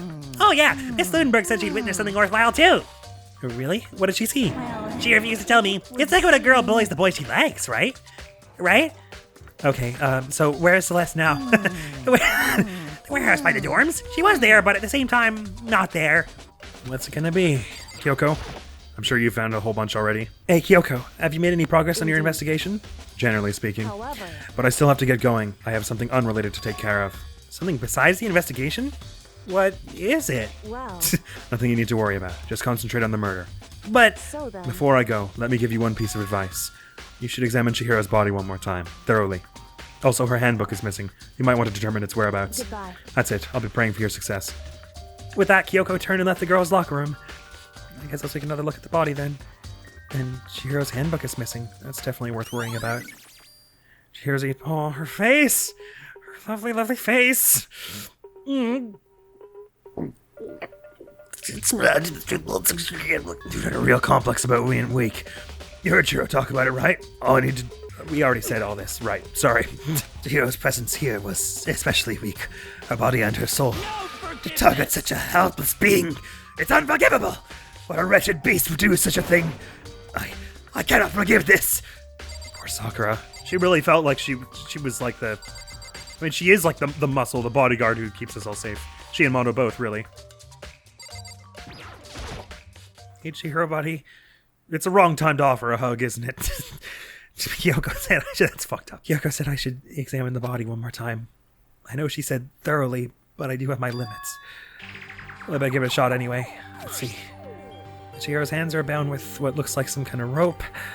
The rope was used to prop her up in a kind of crucifix position. Huh? The rope has a plug? Wait, so then this isn't a rope at all? But the more I think about it, the more that's not the only thing that concerns me. So it's the extension cord. Byakuya was messing about. That does seem to frame Toko, doesn't it? She was using all the stuff from his room to get his... And the fascination he had with all the files to get his attention. Chihiro's fatal injury was the blow to the head, which means someone struck her in the head in order to kill her. That's right, there's the issue of her being suspended and the fatal blow. At first, I didn't see any reason to think too much about either of them, but seeing them again after looking through the Genocide Jack file, there's something not quite right. What does this all mean? Status of the dead body has been added to the truth bullet section of your handbook. Those must be some strong-ass custom scissors, though, to suspend someone. Well, the one thing most likely to tie all these mysteries together is the true nature of the rope that was used to suspend Chihiro. And to figure that out, there's a certain place I need to revisit and look over again. Plus, it might help to look at the Genocide Jack case file one more time. You want to be sure that the extension cord is gone from there. I take it. Have you already examined the poster to his... thoroughness? It's the bloodstained poster. The blood is the most noteworthy part, but the big-breasted swimsuit model is pretty noticeable too. A girl's locker room doesn't seem like the kind of place you'd find something like this. Oh, but wait, that reminds me. The poster in the other locker room is... That's right, there's definitely something strange about this. In the boys' locker room, there's a poster of a popular boy band. In the girls' locker room, there's a poster of a big-breasted swimsuit model. Could the posters have been switched? But if they were, why? What reason would anyone have? To cover up the place where the murder happened, Makoto! For God's sakes! Why would there be blood on the poster right over there if it did? Okay, maybe I should talk to someone who knows a little more about the locker rooms. Sorry, I'm just getting impatient. I want Chihiro to rest as soon as possible. Koto's kind of slugging through this one a bit too slow for my liking. You spend a lot of time exercising in the girls' locker room, right, Sakura? I've used it nearly every day since it opened up. How many days has that been, like 2? Sometimes Hina and I use it together. Okay, then, let me ask you something. You think the posters in the boys' and girls' locker room could have been switched? I'm sorry. Sorry, I can't really say. I never really paid any attention to the posters. I see. However... But there is something that's been bothering me about the locker room. You see, I like to drink a little protein coffee every time I finish exercising. You have protein coffee? In the warehouse. It's not the highest quality, but I don't have a lot of other options. I take it that's what Chihiro was looking for. I mix protein powder with coffee and then down a glass of it after exercising. Anyway, the other day I spilled some on the carpet in the girls' locker room and it left a stain. Okay, that's what the one... The stain was about in the other room. A stain? But I don't see any stain on the carpet now. Of course. Exactly. I noticed it earlier. The stain has disappeared. He only assumed someone came along and cleaned it up. But still, isn't it unusually clean? As if there was never a stain here to begin with. Disappearing stain is added to the truth bullet section of your handbook. Roidy. And Makoto wants to have a look-see at the archive once more. I'm a little curious to pop over to the warehouse to see if I can find any of that protein stuff, but just to see if we know Chihiro probably took some, maybe there's a trace of something that went on there. But since Makoto wanted to investigate the box with the extension cord again, or that's what it sounded like to me, and the Genocide Jack case. The wooden box is empty. The extension cord was in there before. Oh, I thought that's what you wanted to come here and see. I want to take another look at the Genocide Jack's case file. I knew it was around here somewhere. Huh? It's gone! Someone take it out of the archive? But the only one who would do something like that, I can't think of anyone but Byakuya. Or Toko, but anyway. Alright, well, Monokuma hasn't called us back yet, so there's clearly something more they want us to investigate somewhere. Oh, more in here. Sorry, did I miss something in there you wanted to look at? Or you want to look at the extension cord that's plugged in by, outside? Desk lamp. Byakuya grabbed that one thing from over here and put it over there. It sure is dark over there. I don't know how, with the lights being right above it, but whatever. Maybe there's some kind of clue here. Guess not. I was trying to look at the extension cord. The lamp won't turn on. Oh, I see, it's not plugged in. The lamp's cord isn't long enough to reach the outlet from here. But last time I saw it, it was definitely on, and it was definitely right here. Oh, that's right. Byakuya was using an extension cord. But there's no extension cord here now. I wonder if... Library desk lamp added. My prevailing theory, because when Leon was painted on the wall last time, I was like, well, that's too obvious. It can't be that. But then it actually was that. So I'm guessing I should just follow the most obvious thing, which is that Toko did it to impress... Toko was Genocide Jack and did it to impress Byakuya, but I don't know. This game is weird about what things it thinks is obvious. So I don't really have a...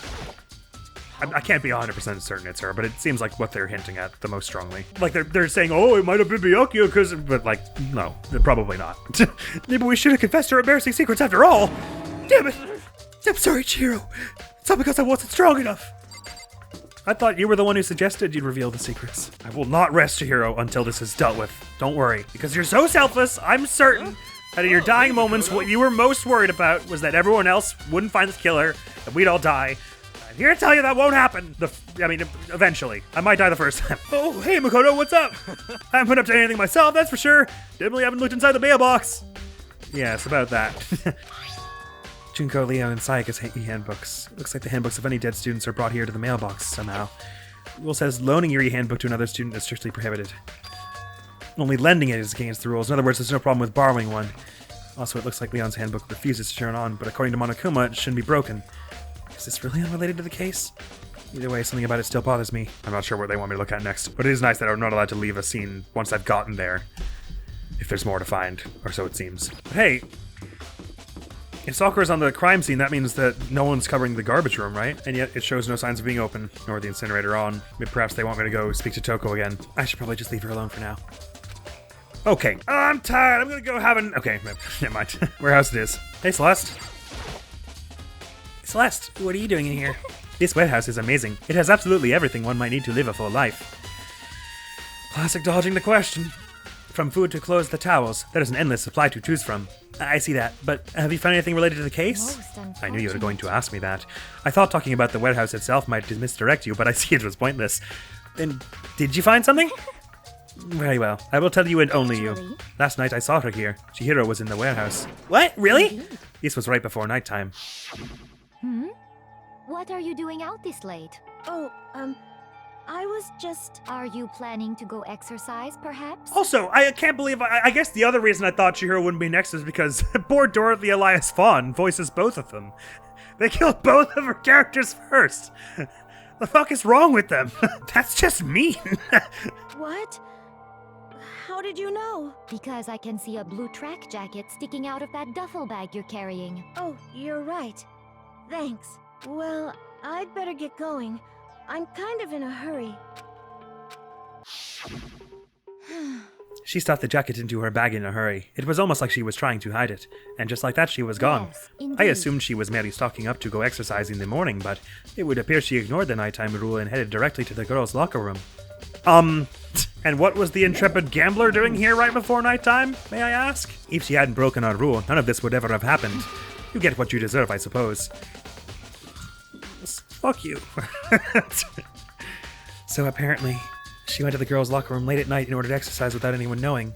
But the strange thing is, there was no trace of the track jacket or duffel bag Celeste said she saw Chihiro carrying, which would mean the killer would have gotten rid of it somehow. Presumably because it had blood and stuff on it, or otherwise was found in a location that, well, or it was used to mop up blood, something.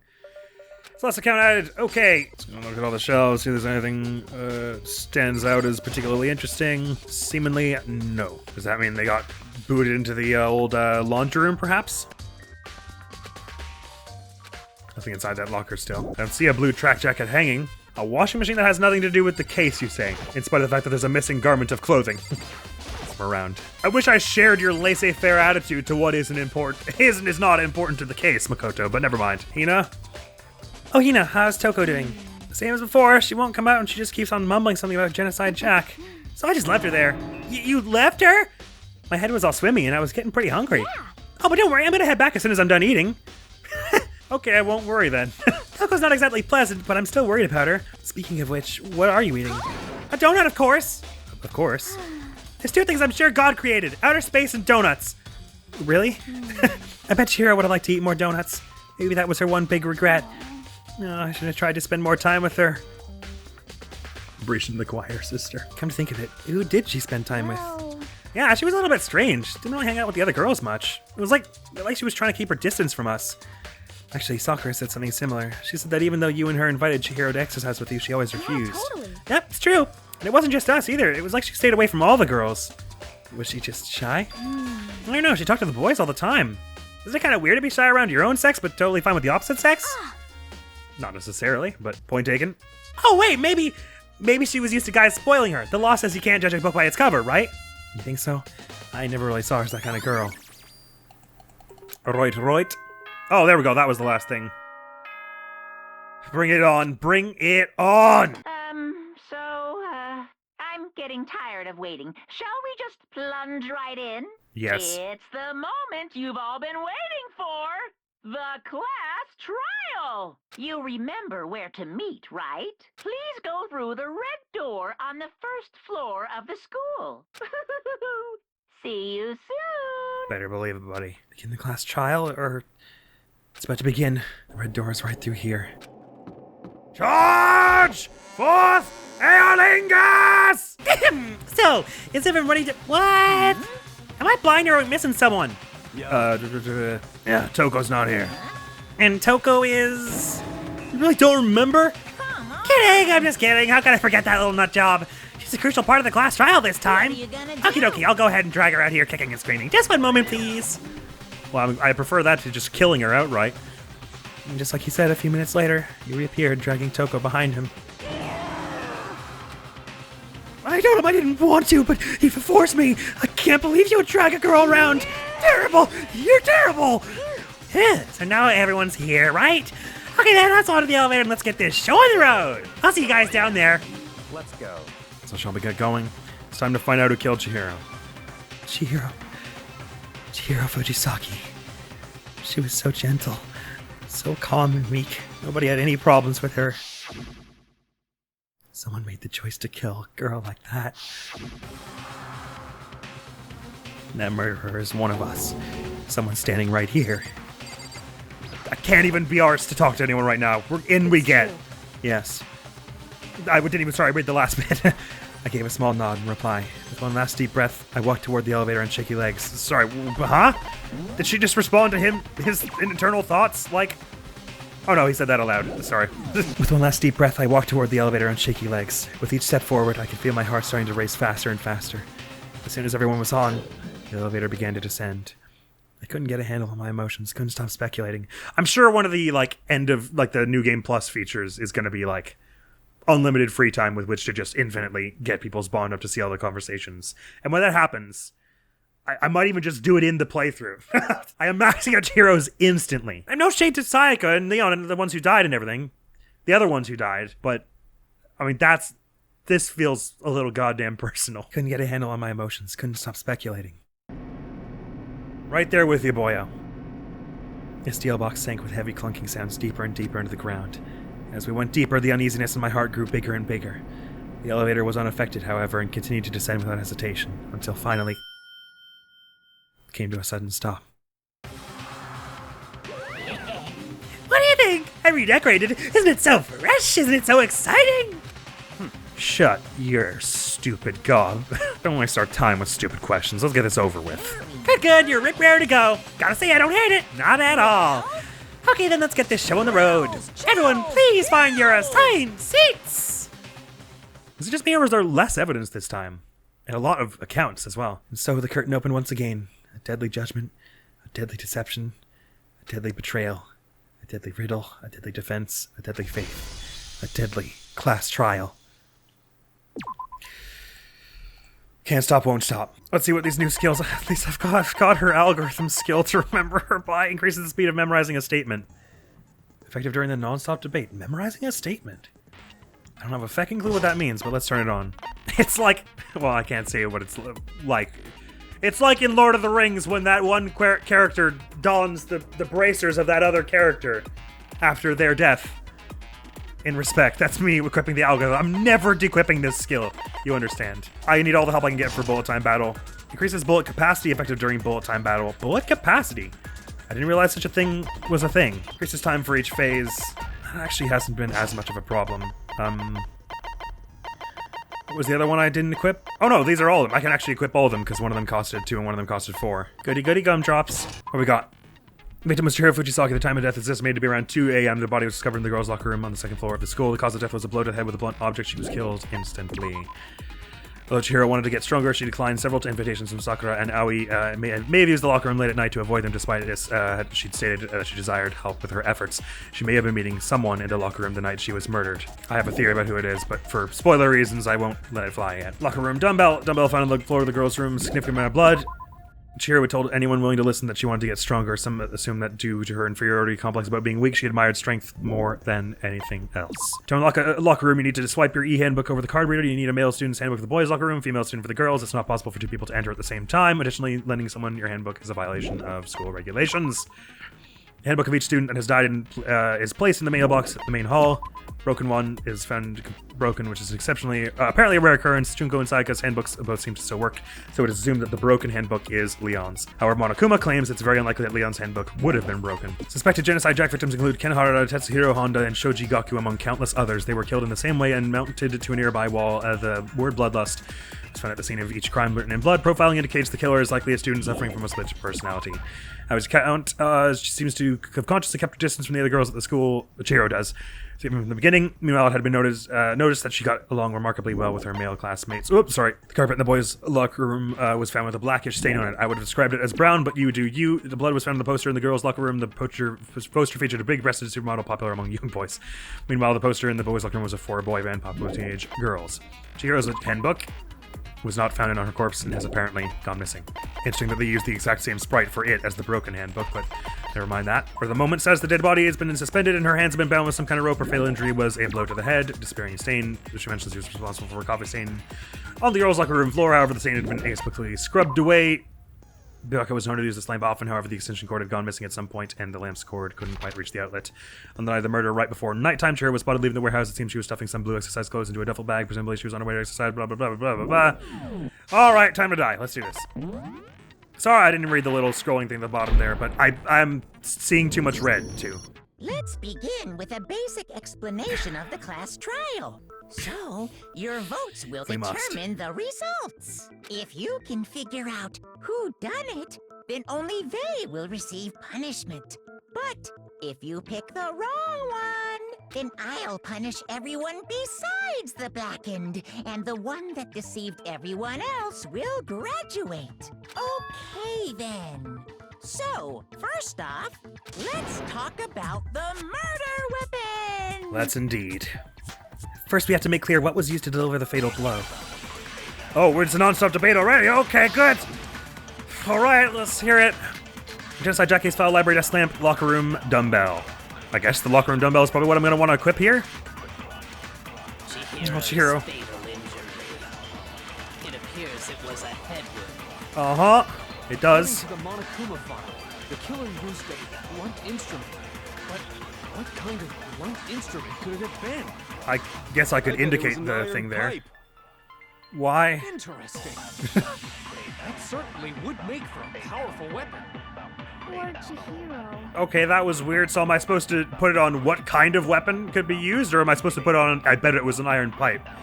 No, the weapon that was used to kill Chihiro must have been in the locker room. Okay, I think they want me to put it on iron pipe then. What a weird example. It was an iron pipe. Probably not. No, that's wrong! Can we agree that the object that dealt the fatal blow was the dumbbell? Found at the scene of the crime? It was covered in blood. And there was nothing else at the scene that could have caused that kind of injury. Well, And the wound on the victim's head is you can hit people's head consistent with the with shape of the several dumbbell. things. As far as I'm concerned, there's no mistake and no room for doubt on this one. You looked at her head wound? Well, it was kind of important, Hina. That's so creepy! If you don't mind, I It was just like, what the fuck? Let's move on to discussion of the culprit. Calm down. Although, I believe the criminal behind this heinous act is already quite clear. What? For real? Chihiro's killer is the fiendish serial killer, Genocide Jack. Genocide Jack, the fiendish serial killer. Did he really kill Chihiro? A new element has been added. No, sorry. New element has been added to non-stop debates. Oh boy, more tutorial. Let's hear it.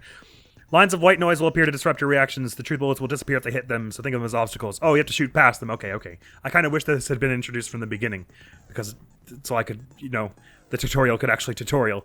But never mind. Oh my god, did they put the paintings at the height of the person? Because Chihiro's is like below everyone else. That's messed up. But there's a way to keep this white noise from getting in your way. Press the right mouse button to attach the silencer, which you can use to shoot down the white noise. So if you shoot an actual mark with your silencer instead of the white noise, the time limit will decrease. So take careful aim when you have your silencer out. But if your action difficulty is set to gentle, the white noise won't appear at all. In the case you throw about the silencer, just focus on the situation in front of you. All right. I'll see about it. Jack case file, library desk lamp, locker room dumbbell. I won't know what that's about until I hear what they're talking about next.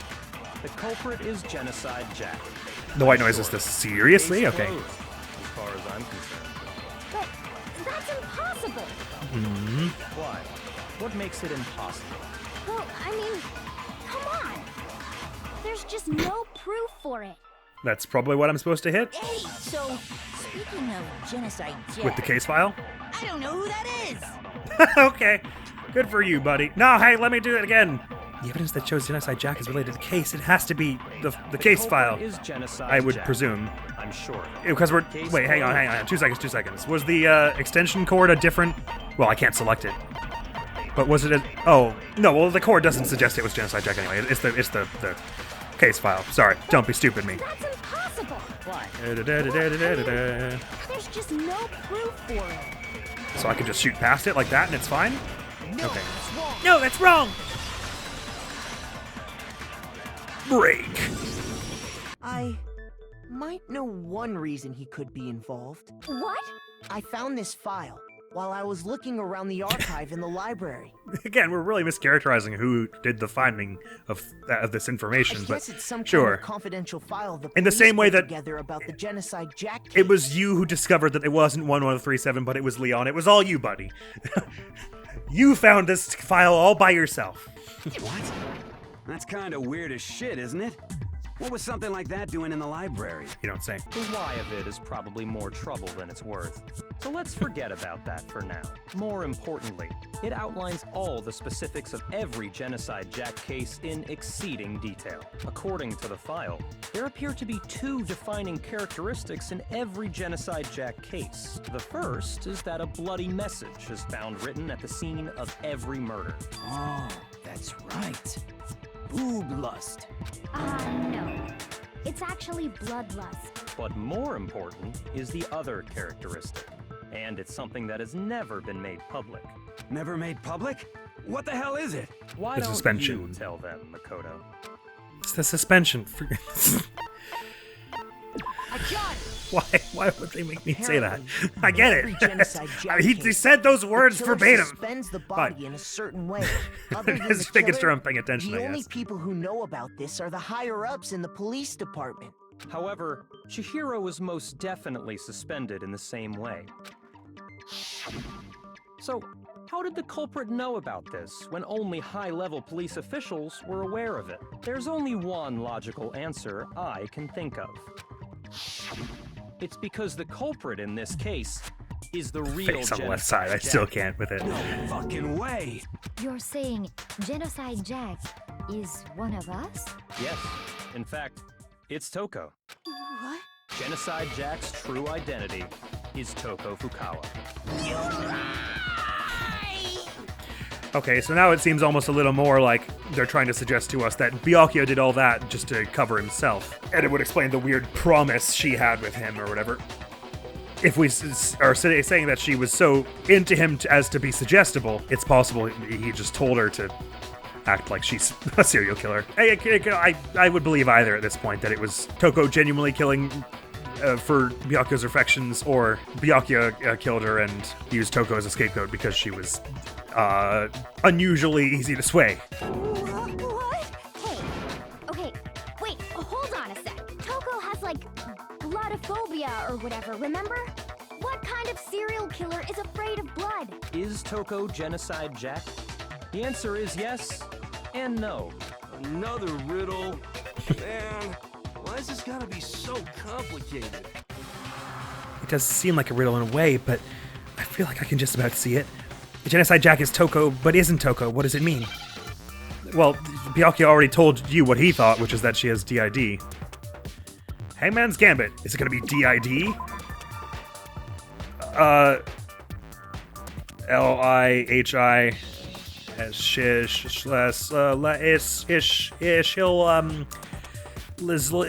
she zilsh slash she split split split.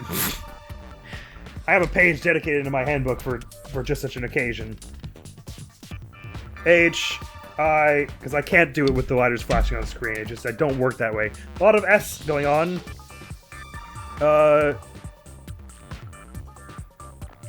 L, S, H, and S, N, Z, L are the ones that are floating around.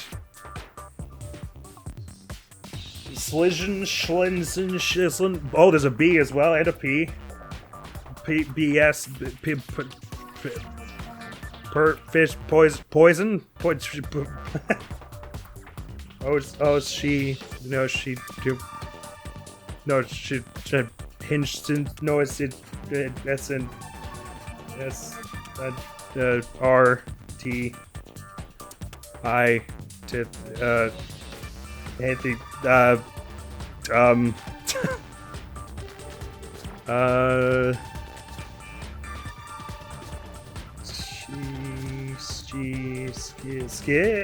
Schizo? Is that what they want me to see? That'll be really fucked up if that's what they want me to say. No way, really?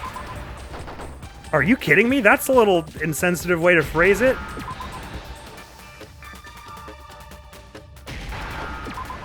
Okay, well that's beyond fucked up, but sure. I understand. I don't think DID is schizophrenia. Those are not the same things, but okay, game, whatever you say. Huh? I think I read that somewhere in the file too. They thought that the suspect might have, what did they call it? Dissociative identity disorder. Oh, okay. But still, to go and say that about Miss Fukawa is... perfectly acceptable. Toko's strange behavior after seeing the body is proof enough that she has a split personality. What a bizarre word solve they wanted me to do there. No comment. Further. The one thing that shows Toko could have a split personality, it has to do with her behavior. Her behavior changed? I got it. You're talking about how she started acting totally different than usual, right? That's right. Think back. She fainted when she saw Chihiro's corpse, and then, when she woke up... I'm fine. I'm fine. Oh, is that a dead body? Hey, are you dead? She must have hit her head real hard when she fainted. The world has a front and back, a top and a bottom, a sea of truth and web of lies. This is quite concerning. I mean, she sounds completely different. She was acting funny, that's for sure. That melancholy tone of hers completely disappeared. Don't go assigning adjectives to my tone without permission.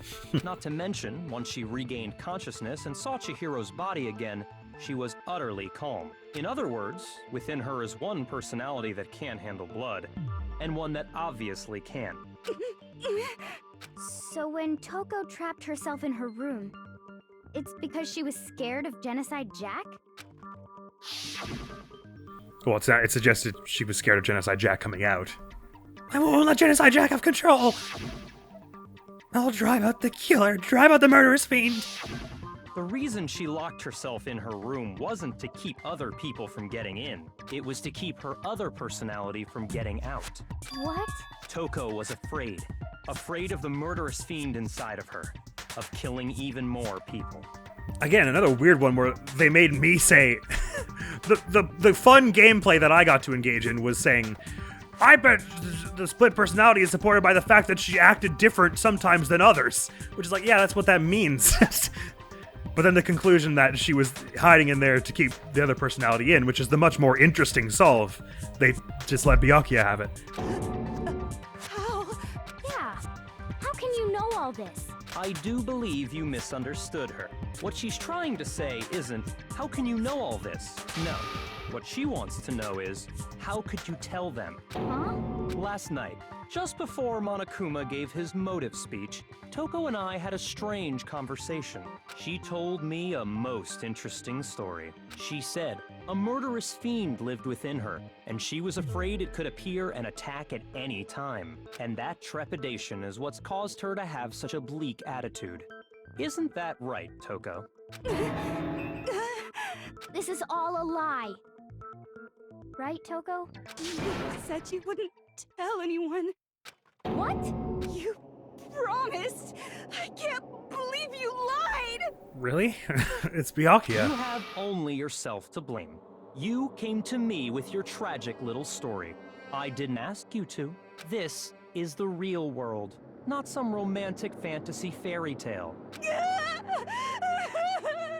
Besides, you broke your promise first. You said that as long as you were here, no matter what, you wouldn't let Genocide Jack kill anyone. But in spite of that promise,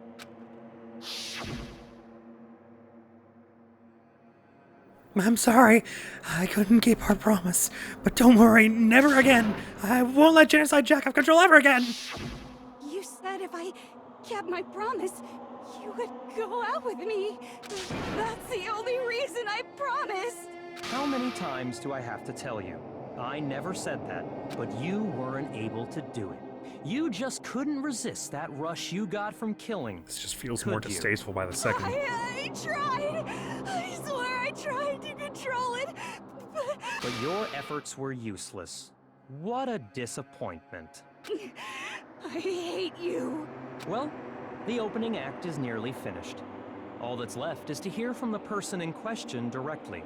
The person you don't mean. Toko's body suddenly lunged backwards.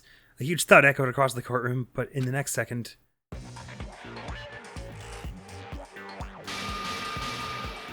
hello there. Is it Genocide me you were chill. hoping to see? What the heck? So you figured it out, huh? Well, whatever. What are you gonna do? I'm the ultimate murderous fiend, Genocide Jack! Or better yet, let's go with Genocide Jill! What the fuck is this? What happened to you? Mondo's voicing my brain at like half of the conversations in this game. Toko, that's a loser name. And what happens It is not. textbook split personality. So what if one of them happens to be a serial killer? You should turn a blind eye to one's fault. Wasn't that funny? So intense. Like they say, sound in murderous mind, sound in murderous body. This one is so different from the one we've come to know. Yes, Sakura. Well, the world is composed of a front and a back, you know. Just like how every inning has a top and a bottom, or how in the depths of every truth lives a little lie. Behind every dark and gloomy soul lives another that shines as bright as the sun! This is the murderous fiend Genocide Jack? This is beyond insane. Miss Jack, Jill, can I ask you a question? What's up? Some of us think you might be the mastermind behind our entire situation. What are your thoughts on that? Well, I'll tell you. I am the mastermind of all masterminds! Just kidding! Then it's not true? Of course it's not true! How dare you try to link me to that creepazoid? And another thing, the police and government and society in the outside world are totally powerless! Yes, you mentioned. I mean, they just let this idiotic, bloodthirsty maniac go buck wild all over town! Sure, I'm a bloodthirsty maniac, but life is pain, right? To live is to hurt other people. Evidently. It's a necessary evil if you want to survive. The act of living itself causes pain for everyone. Alright, now you've gone off the rail. I don't understand that logic. This should be enough to convince you. This murderous fiend is responsible for Chihiro's death. There's clearly a motive, so there should be no doubt. But there are still like 18 important questions worth asking. Remember what Monokuma told us? If someone didn't murder and graduate within 24 hours, an embarrassing memory or secret would be revealed. You're suggesting that her embarrassing memory was the knowledge that she's Let's Genocide assume Jack that Toko's / Jill. secret was about Genocide Jack. If a secret like that came to light, Toko's life would have undoubtedly been forever ruined. Which is really telling that the most embarrassing thing they could pull from Makoto was that he wet the bed when he was a little baby. So she had a very clear motive to never have that side of herself exposed. Interesting. Very, very, very interesting. Let's see the card then and see if that was it. But sorry, as much as I hate to admit it, I'm not the culprit. Huh? But I cannot imagine anyone other than you could murder someone in such a bizarre fashion. I don't know. Ifumi's played some weird games, man. Maybe so, but nevertheless, it's the truth. Do you really expect any of us to believe you? Yeah. I could never believe a word you say, you monster.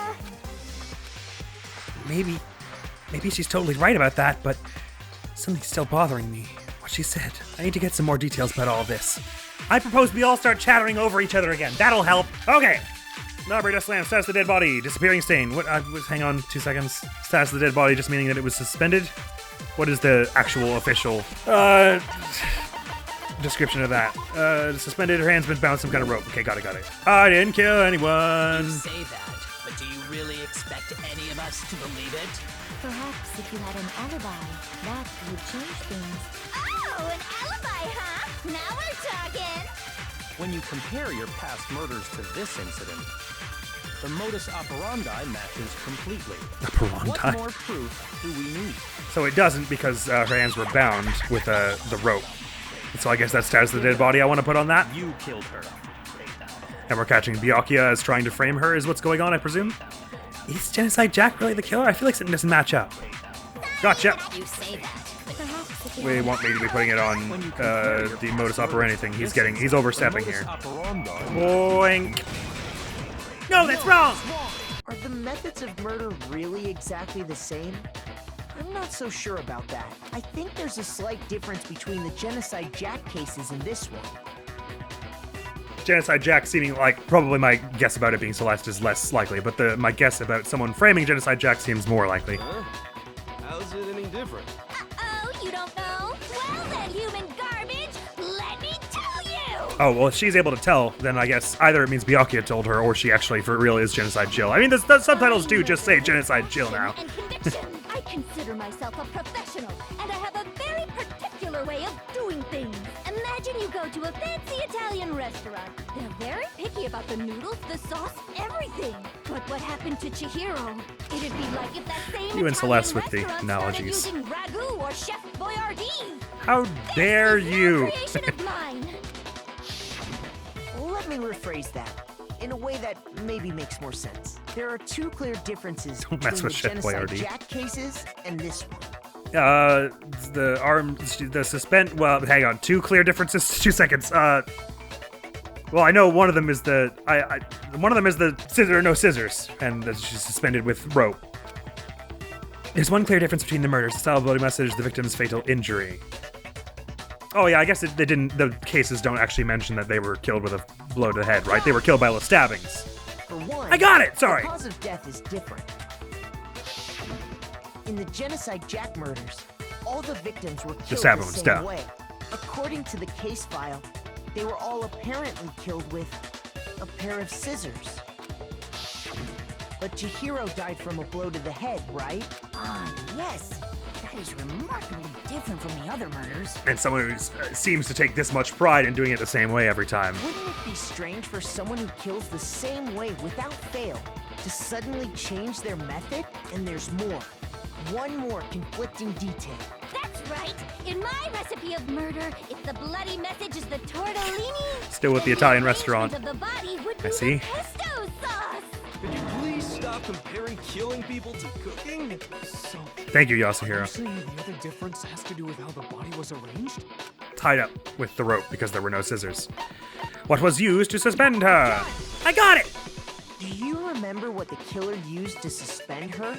They used some kind of rope to hang her up by her wrists. What is your point? Well, Let me in all the finish. previous Goddamn. genocide Why does Jack everyone keep cases, asking that? Something else was used to suspend them. Specifically, pairs of razor-sharp scissors. Stabbed into like concrete walls, apparently. And guess what?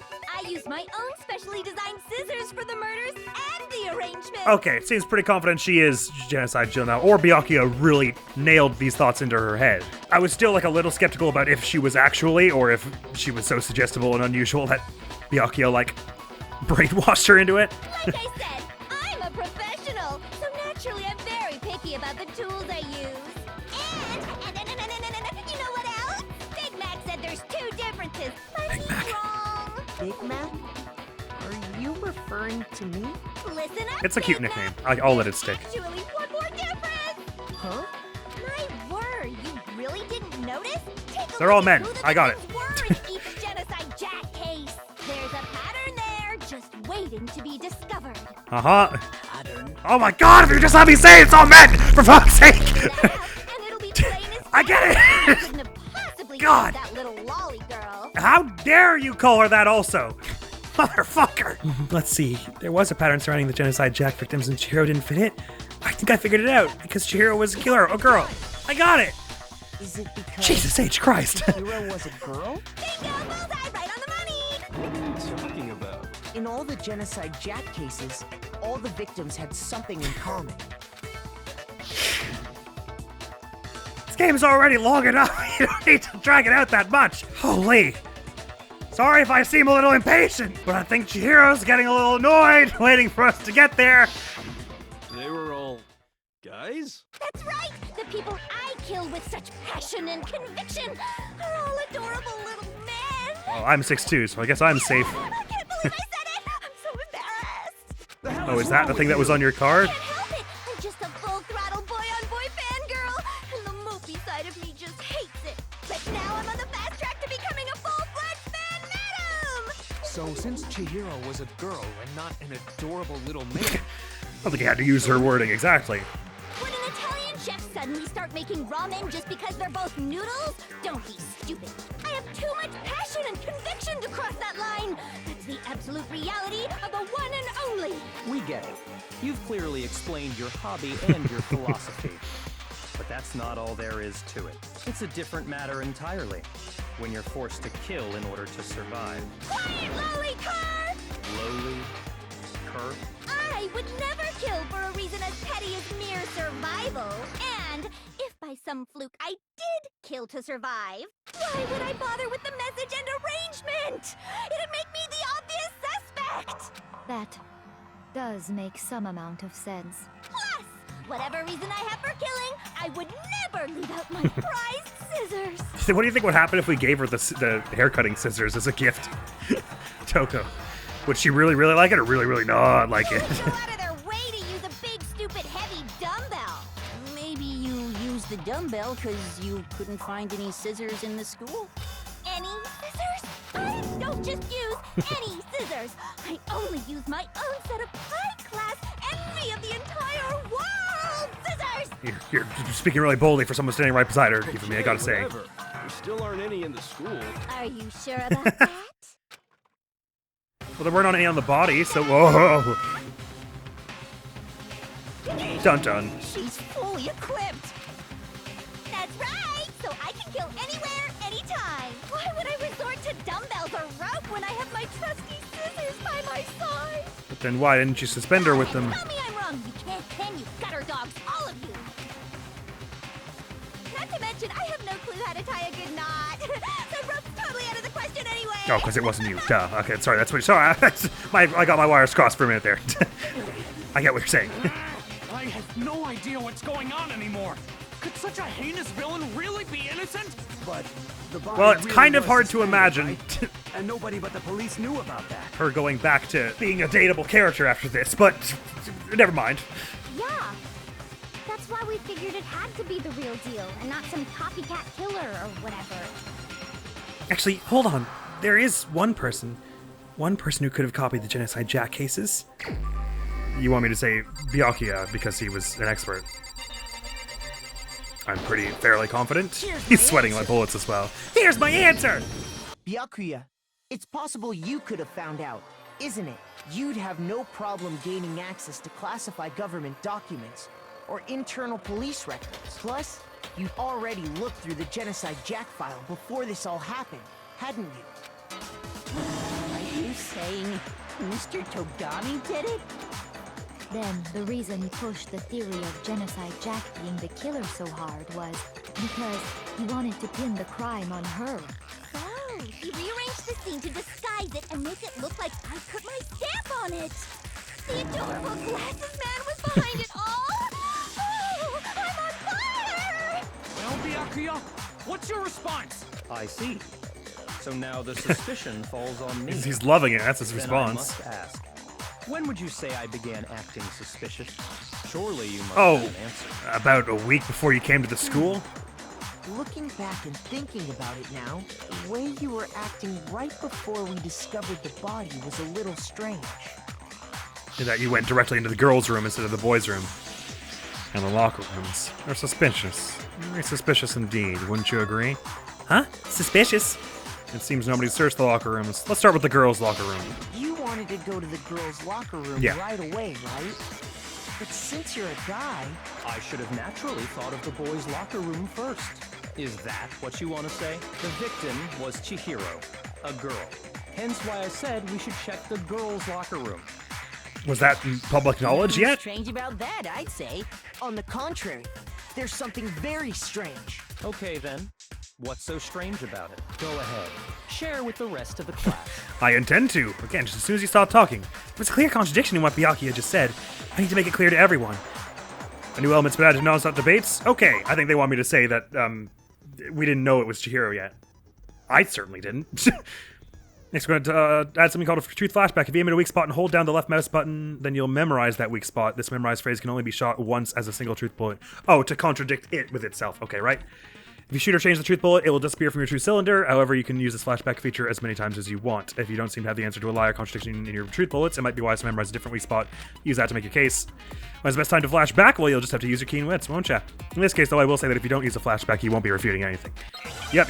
I figured you wouldn't introduce it and then not having me use it right away, so they want me to pick him saying, since it was Chihiro, and then put it on, and we discovered it was Chihiro, I assume. Oh, they're only giving me one truth bullet here anyway, just to be extra clear about that. So, you said Byakuya was acting kind of weird before we found the body. Let me just read what they all say first.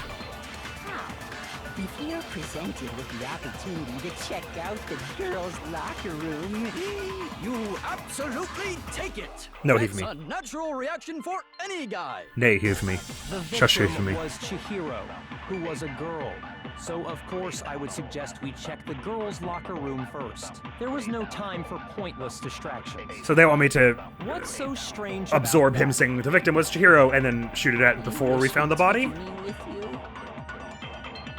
Or am I supposed to absorb before we found the body and shoot it at Chihiro? I don't really know which order, but probably it makes more sense to absorb before we found the body. Turn that into a bullet, I see. You could have known it was Chihiro before we found the body. Go on. No, that's wrong! It's what I meant to say. Not boink. Break! I'll tell you what's so strange about that, because up until we actually discovered the body, we couldn't have known who the victim was. So your claim that you went to the girls' locker room first because Chihiro was the victim doesn't hold up. I see. That's a good answer, I must admit. I assumed it was the answer you were looking for. Very interesting indeed. But your reasoning is still too weak. Huh? What's wrong? Is that it? Surely you've got more than that. Go ahead. Show us. Okay, the blood on the poster. What's with Byakuya's attitude? It's like he doesn't even care. I've got him cornered, but he's acting like it has nothing to do with him. You're not finished already, are you? There must be more to it.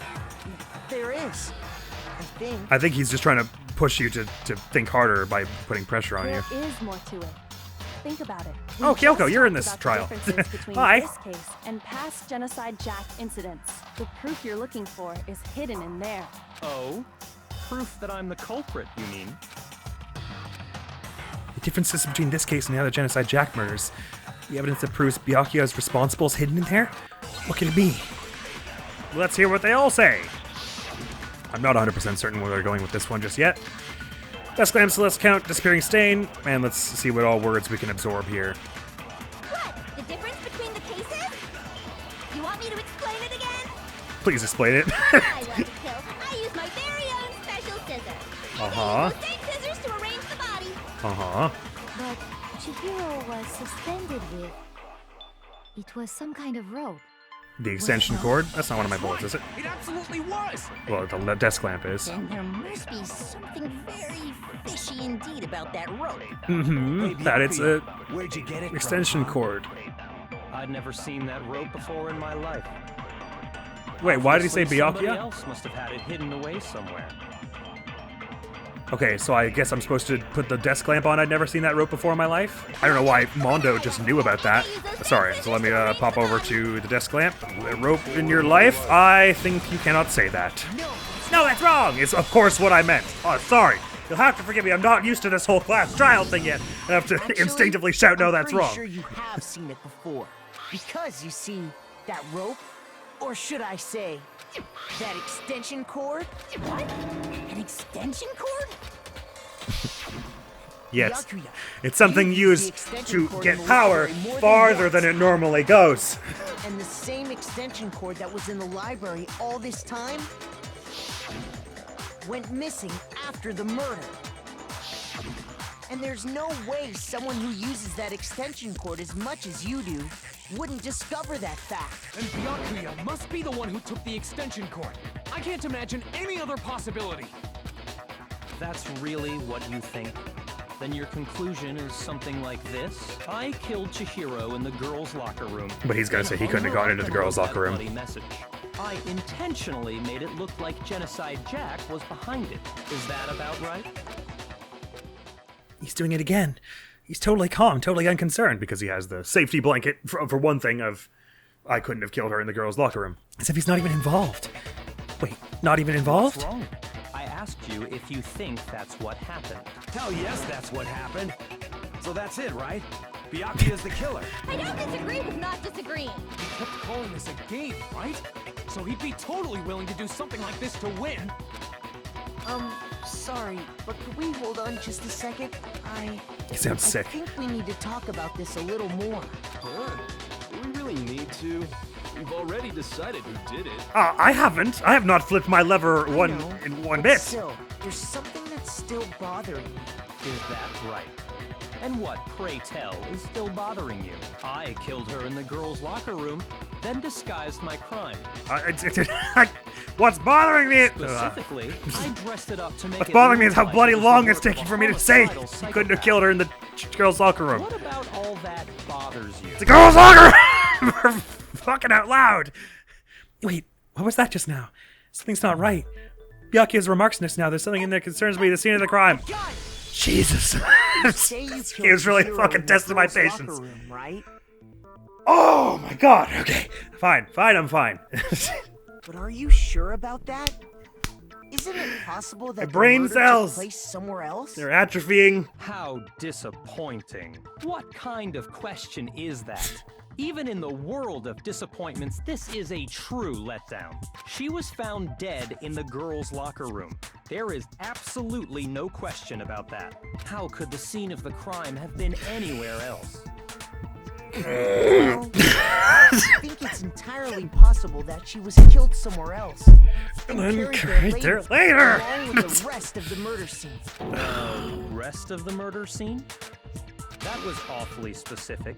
Please tell me you have a reason for saying all of that. This is not as angry as I was in Spirit of Justice, but I'm like, I feel a little more like I'm losing my mind.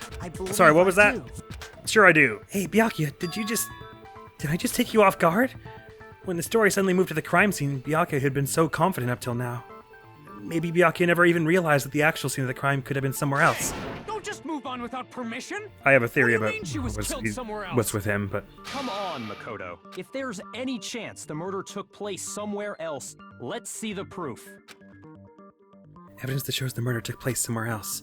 You just focus on the things that got switched. You're talking about the posters, I assume. They're trying not to say. That's their way of telling you don't worry about the carpet, because there's no evidence that the other carpet got switched. only the posters. The proof that she Or was killed suggest. somewhere else Suggest is they were switched anyway. the poster that's hanging in each locker room. Your proof is some posters? The poster in the girls' locker room was a picture of a big boobed supermodel. But don't you think that's kind of strange? Why would the girls' locker room have a poster like that? I bet those massive jugs of hers were totally fake! Meanwhile, the I'm surprised boys' Hifumi didn't locker just room assume has they were all lesbians. a poster of the super popular boy band Tornado. Again, that doesn't really seem to belong in a boys' locker room.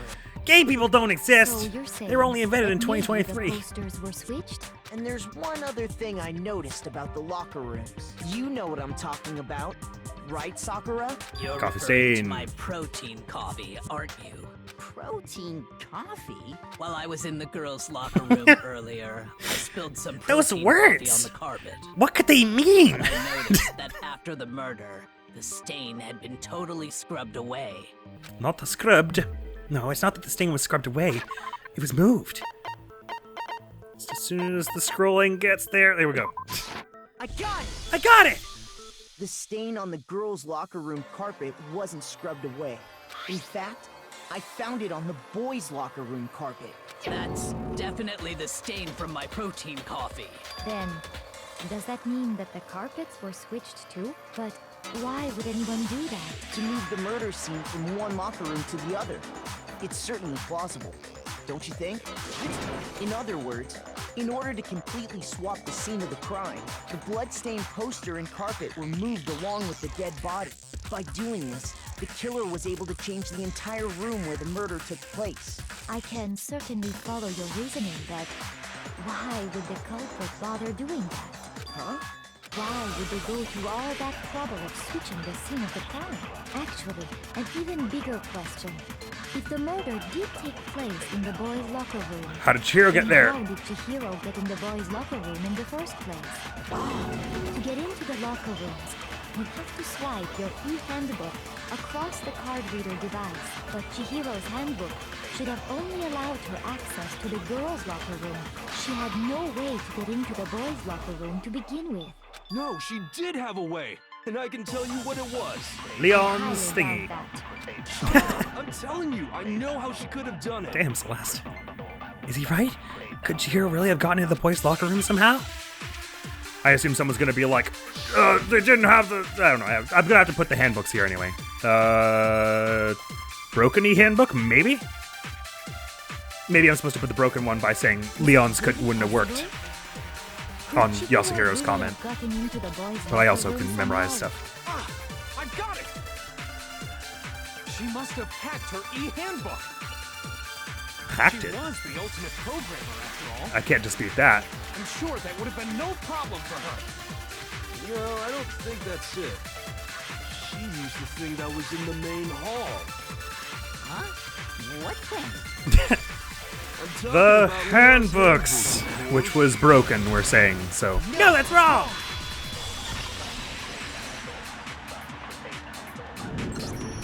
No, I don't think Go to sweating Chihiro bullets used over here. Leon's handbook. Why not? Because Leon's handbook was not? broken. He sounded so offended. Well, then, yeah, I guess that'd be pretty impossible, huh? I am struck silent by how quickly you gave up.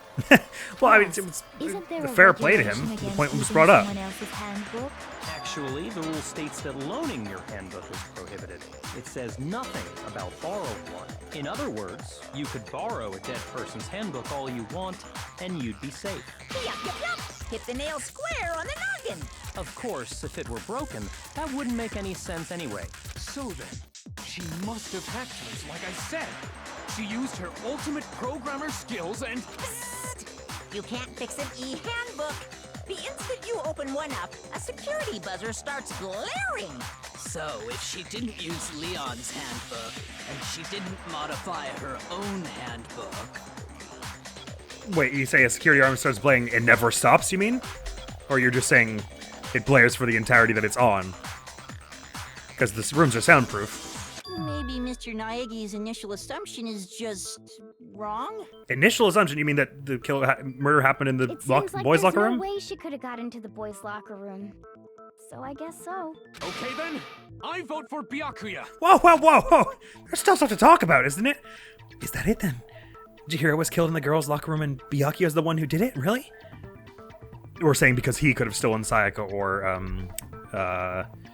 Junko's. But still, I don't know what else I can Hold on do. a second. I agree with you, though. Kyoko to the rescue. I think you're on the right track. What the? You finally decide to open your mouth and that's what you've got to say? There's no way she could get in the boys' locker room, right? So... Why are you so sure she couldn't get in? There's still one other way she could have gained access. What? What are you talking about? What other way is there? Well, to explain that, why don't we take a little break from the trial? I'd like you all to come see something. I have a feeling I know what it is. Just what do you think you're doing? Don't worry. This'll make the whole trial more exciting. I'm sure that thought must please you. Huh? It'll make things more exciting? Well, all right then. I declare an official class trial recess. Charisma persuasion roll, nat 20. For real? Now then, what is it you want to show us? It better not be boring or I'll be very unhappy. Oh, I have no doubt it'll meet your lofty expectations. So, shall we go? Chihiro's room. I take it we're heading. So before I even knew what was happening, the class trial had been put on hold. We headed off with Kyoko in the lead, and where she took us was... No, the crime scene. The girls' locker room? We've already searched this place top to bottom. What are you trying to pull, Missy? I'd like you to examine the victim's body one more time. You want to check it again? Be sure to examine the entire body very carefully. Take your time. Examine her carefully? Like using our hands? Maybe, Kyoko, maybe you could just do it and tell us. It's probably best if I don't run my hands all over a girl's dead body. I second that. Could you just tell me what you It's not found? that I'm creeped out or anything. It's just based on religious grounds, you know? Very well. I'll do it. Okay. But you're a girl. You shouldn't have to touch a dead body. Just let one of the boys Quickly do it. stop arguing. Just someone just No, it's touched okay. it already. I think Chihiro would rather have a girl examine her. So just leave this to me. Sakura. What is this? Some kind of secret girl-on-girl action? Why did we bring her? That's not it at all. Stop screwing around.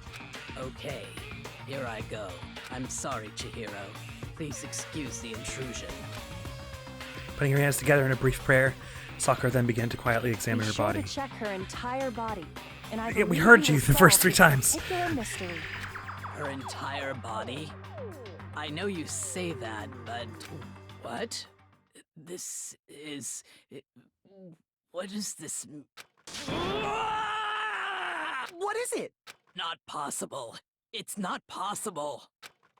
Sakura's eyes were staring wildly at Chihiro's lifeless form.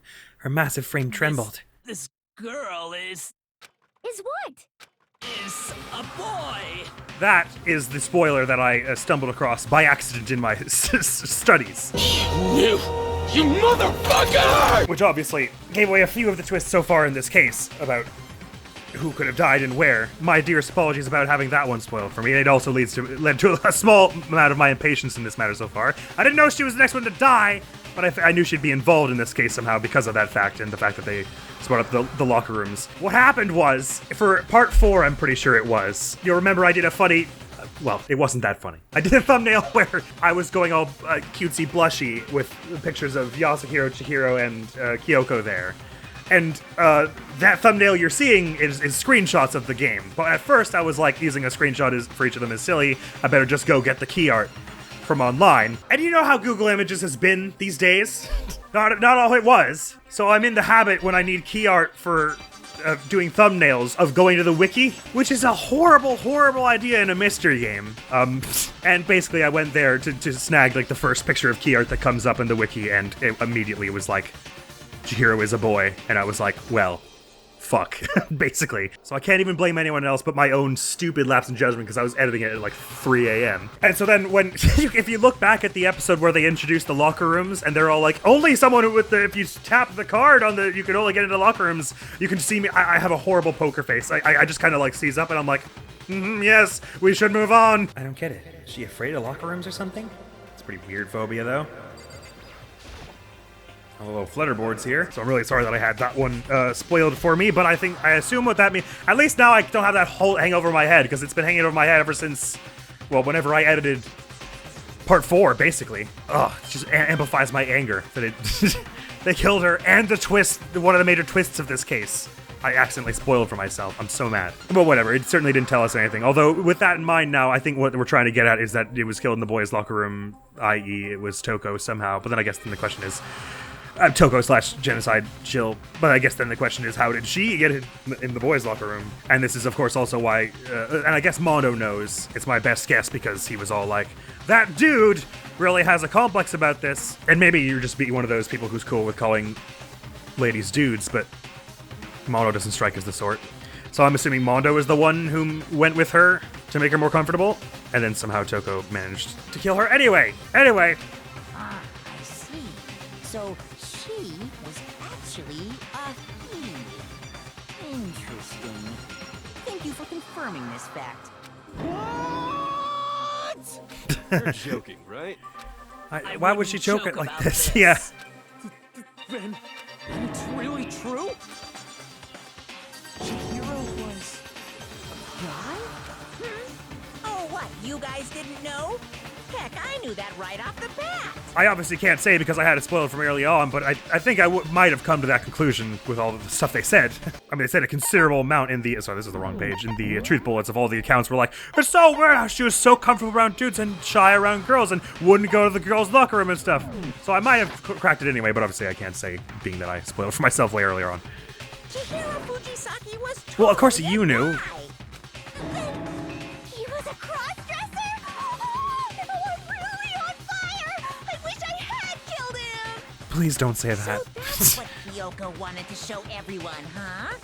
Interesting. Yes, that certainly does make things much more exciting. Now let's ride this wave of excitement back to the courtroom and get back to the trial. It certainly would suggest that the location of the murder was the boys' locker room. I do apologize for keeping you waiting. Which mixes things up. Now then, let's resume the class trial. We've all just learned of the shocking revelation that Chihiro was actually a boy. Let's pick up from there. Being that all it said on the wiki was gender male, though, I didn't, I wasn't sure what the precise status of that, if it was that she was like closeted trans and actually intended on being a he, or if it was a he who intended on being a she, or what. And now it sounds more like that was the case. He just wanted to be like a super buff chick, which I get. Yes, well, But I don't know his reason for hiding it. Neither do but I. The fact is, Chihiro was not a girl, but a boy. To think that Chihiro was actually a guy. I thought it never even crossed my mind. Because the victim was male, he would have had no problem gaining access to the boys' locker room. Well, it said the gender attributed to your e-handbook, but our gender are not listed as far as these. And of course, the fact that she's a boy means Genocide Jill would have had no qualms about killing him. Or her, I don't know what she prefers. I guess she prefers she, historically.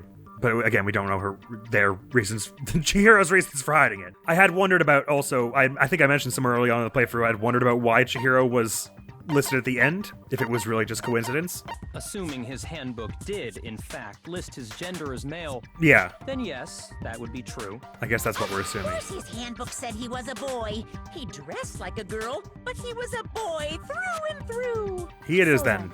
There should be no issue with Makoto's initial assertion. The victim was killed in the boys' locker room.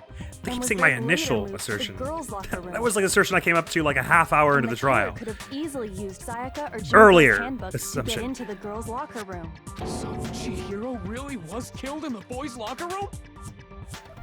Sorry, the killer could have easily used Sayaka or Junko's handbook to get into the girls' locker room, presuming it was a boy.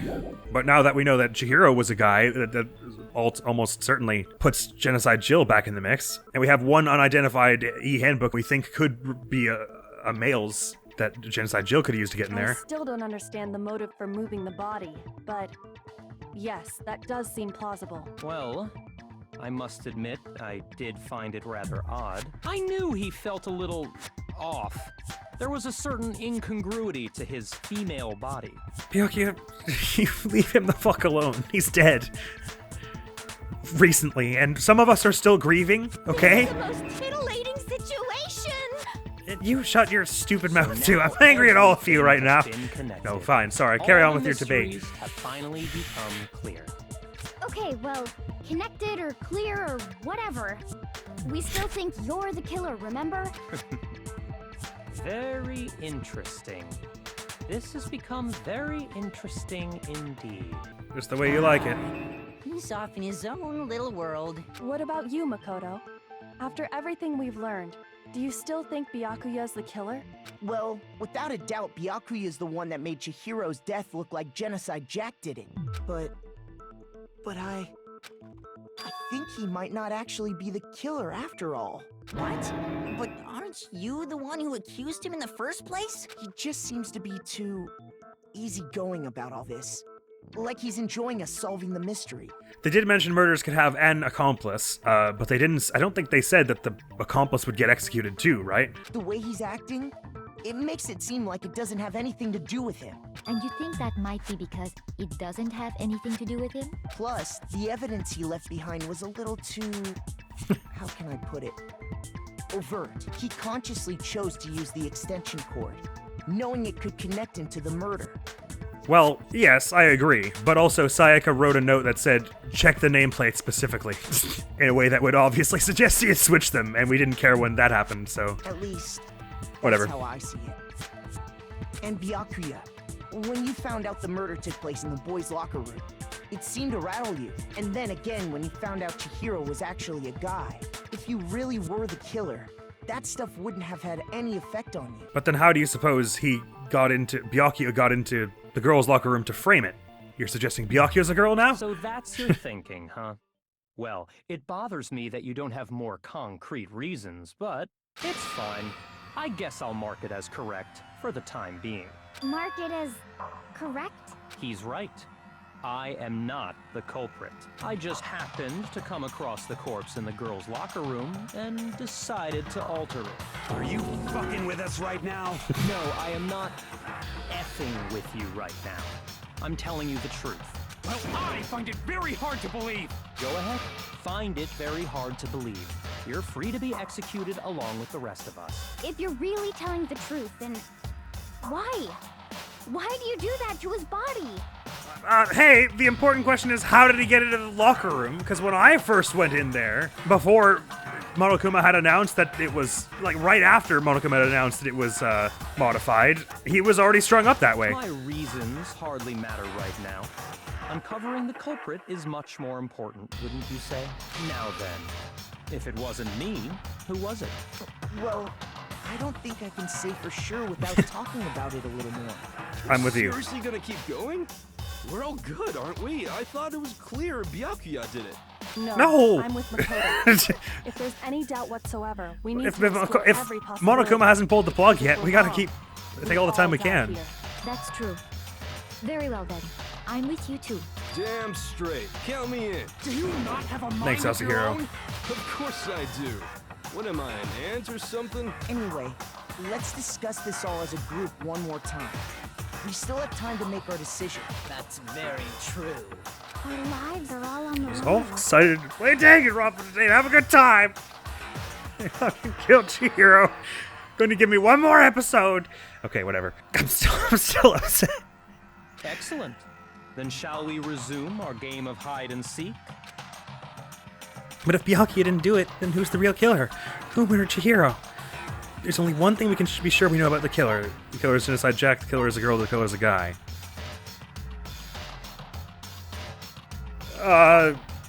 If we're seriously saying it was right that he was killed in the boys' locker room because he was a boy, I guess we're saying the killer is a guy. I got it. But I mean, we're being really presumptuous that there are going to be no more twists and turns in this case. But okay, if you're certain. Since the crime scene was the boys' locker room, you would need a boys' handbook to get in.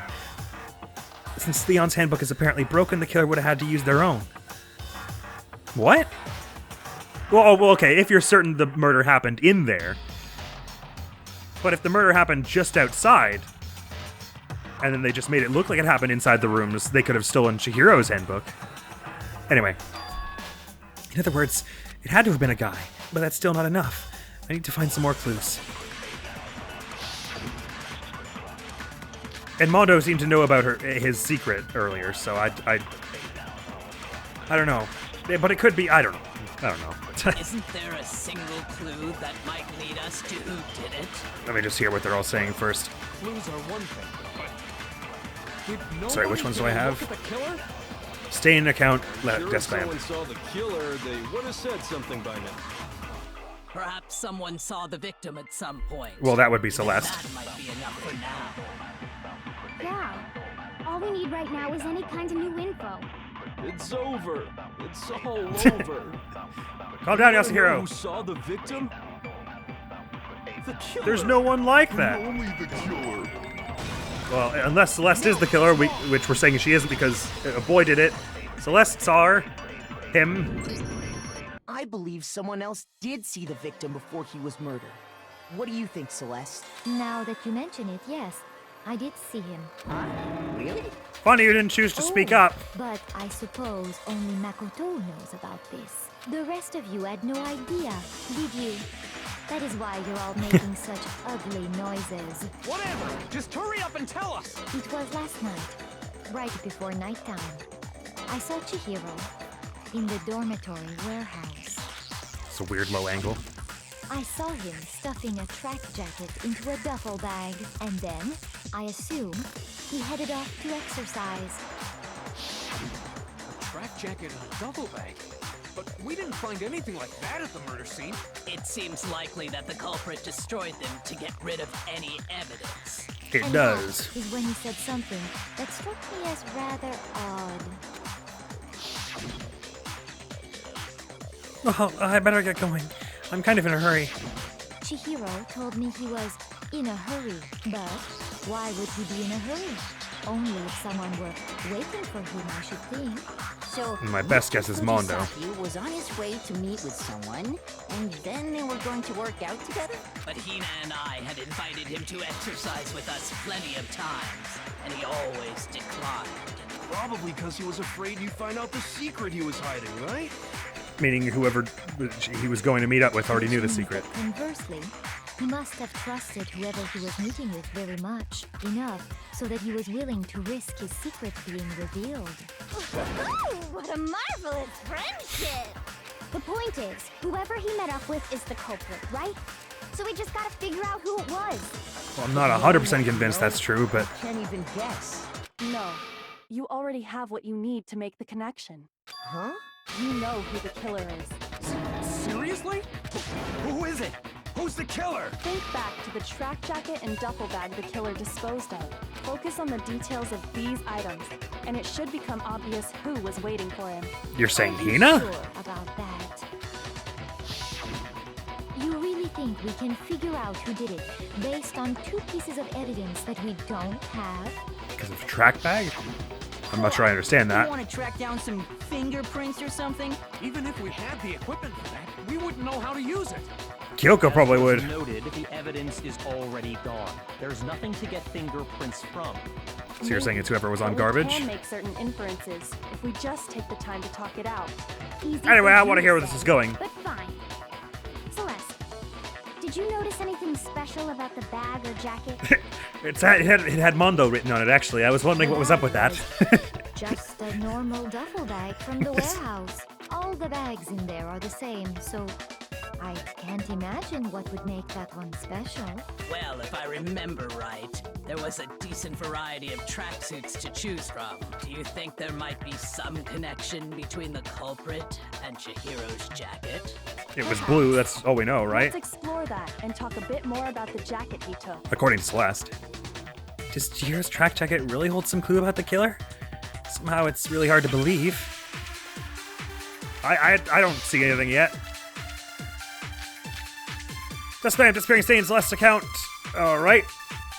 Let me just reread the wording specifically of Celeste's account before we carry on with hearing all this stuff. On the night of the murder, right before nighttime, he was spotted leaving the warehouse. It seems he was stuffing some blue exercise clothes into a duffel bag. Presumably he was on his way to exercise, but the clothes were not found at the scene. He didn't tell... Celeste didn't tell anyone other than Makoto about that. First of all, we know where Chihiro was headed. On his way to go exercise. So next we have to ask, Why did he choose the specific tracksuit that he did? What do Okay. you mean, the specific tracksuit?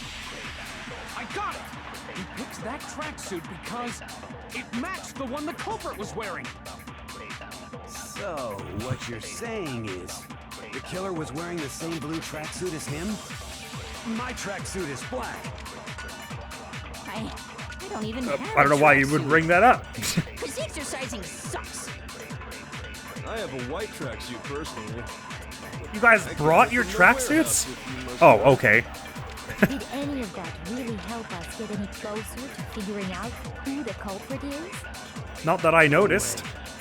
Not a chance. You heard him, right? What he just said without even realizing it? I get. I think we're getting at Mondo, but I didn't hear in what he said. Are you saying there's something off about what someone just said? First of all, we know where Chihiro was headed. He was on his way to go exercise. So next There's some kind of contradiction I can posit then. Why did he choose But I didn't the notice it. specific tracksuit that he did?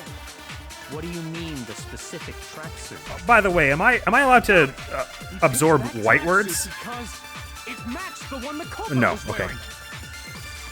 So, what you're saying is, the killer was wearing the same blue tracksuit as him?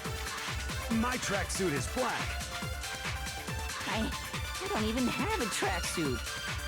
'Cause Same blue track. exercising Hang on. I have a white tracksuit personally. The way they're saying it's confusing. If you must know. Did any of that really help us get any closer to figuring? No way. Just a minute. We know where Chihiro was headed. He was on his way to go exercise. Next, we have to ask why did he choose a specific tracksuit he did. What do you mean specific one? He picked the tracksuit because it matched the one the culprit was wearing. So what you're saying is the killer was wearing the same blue tracksuit as him. It feels like they're bringing special attention to this as if we didn't all know already that the tracksuit was blue, but don't we? Celeste just said the tracksuit was blue, right? I guess she didn't. Because they're like it's like really obviously like the blue track in the way that's like it basically just tells you what the solution is. But I could have sworn Celeste just said the tracksuit was blue, right? But I think they want me to shoot blue tracksuit with the bullet because apparently no one said the color of the tracksuit. But I could have sworn that she said it was blue. But well, don't let me not be an idiot. Let me. Oh, it doesn't let me check the transcript. Whatever. Okay, I'm pretty sure that's what they're getting at is blue tracksuit. Shoot that with Celeste's account because only Makoto knew about that. Was wearing the same blue tracksuit as him. Ba-bang. No, that's wrong. But I would like to look at the transcript because I could have sworn to any number of gods that Celeste just mentioned the color of the tracksuit. Nope, she said track jacket. I must have heard track and thought it sounded like black and then just forgotten that it was a blue one and just assumed she had said the color. I could have sworn. I'm fucking just losing it now because I swear to God she said to everyone just now, he stuffed a blue track jacket into a duffel bag. It's a good thing they make it so fucking obvious with the way they zoom in on stuff. That I completely remembered it wrong. Whatever. What'd I say? You said it was blue and only Makoto knew that. Makoto and Celeste. She said, I saw him stuffing a track jacket into a duffel bag, and then I assumed he headed off to exercise. She didn't mention the color. anything about the jacket's color. So why did you say Chihiro's blue tracksuit? What are you just... Hey, Celeste. What color was Chihiro's tracksuit? As a matter of fact, it was blue. And before we began the trial, did you tell anyone that? Only you. The only one I told about any of this was you. Then, Mondo, how did you know what color Chihiro's tracksuit was? Because I'm sure he saw the clothes at some point in the investigation. No. We couldn't that find can't him. be it. The bag and clothes were surely disposed of by the time we began our investigation.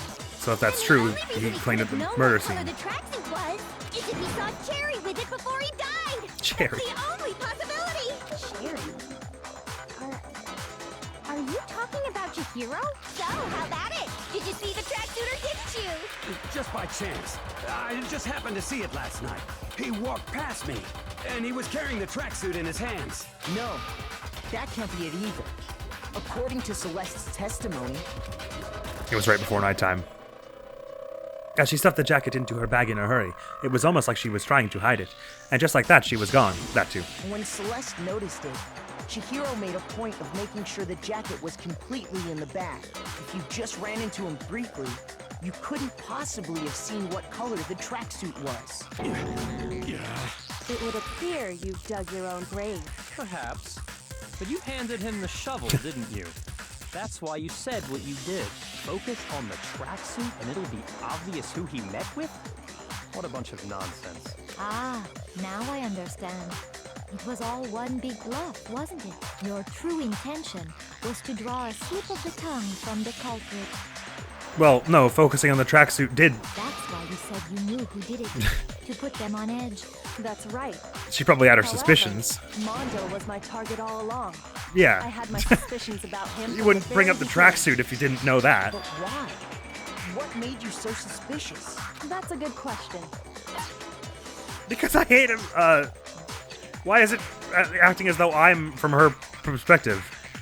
The way he talked? There was a certain turning point that tipped Because me he said off. he called Chihiro a Maybe dude? You didn't notice it, Mondo, but you tend to refer to men and women differently. You only call guys dude. For girls, it's chick. And after he was killed, you happened to refer to him as dude. Once I picked up Twice, on as a matter that, of fact. it occurred to me that Mondo knew something we didn't. You notice such a tiny detail? I wonder how that one gets localized also. You're positively frightful. No, I'm not the frightful Because it one. was fairly blunt in English. But I mean, I guess there are some people who just casually will call anyone dude. Not nearly as frightful as someone capable of murdering a friend. Mondo, was it really you? Did you really kill Chihiro? I didn't kill anyone! You've been all over me, judging everything I say, putting words in my mouth. What gives you the right to treat me like a goddamn criminal? Yeah, he would never do something like that. This is a false accusation. It's true. My reasoning on that is pretty shaky. That was fast. Well, this does present us with a problem. It seems we are all out of leads. Well, I'm not quite certain yet why the coffee was moved. The coffee rug.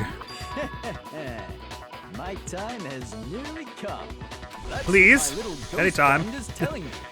I'm sure your ghost friend has something valuable to contribute. Weren't you telling me you found some evidence? Really? What kind of evidence? Actually, you know, now that I'm thinking about it here, Just say it, boy! It might not be all that relevant. I'm in a mood right now, man. Does your confidence just get up and walk away? It's fine, man. Just tell us. If you really insist, then, here it is. What do you have there? It happens to be an e-handbook.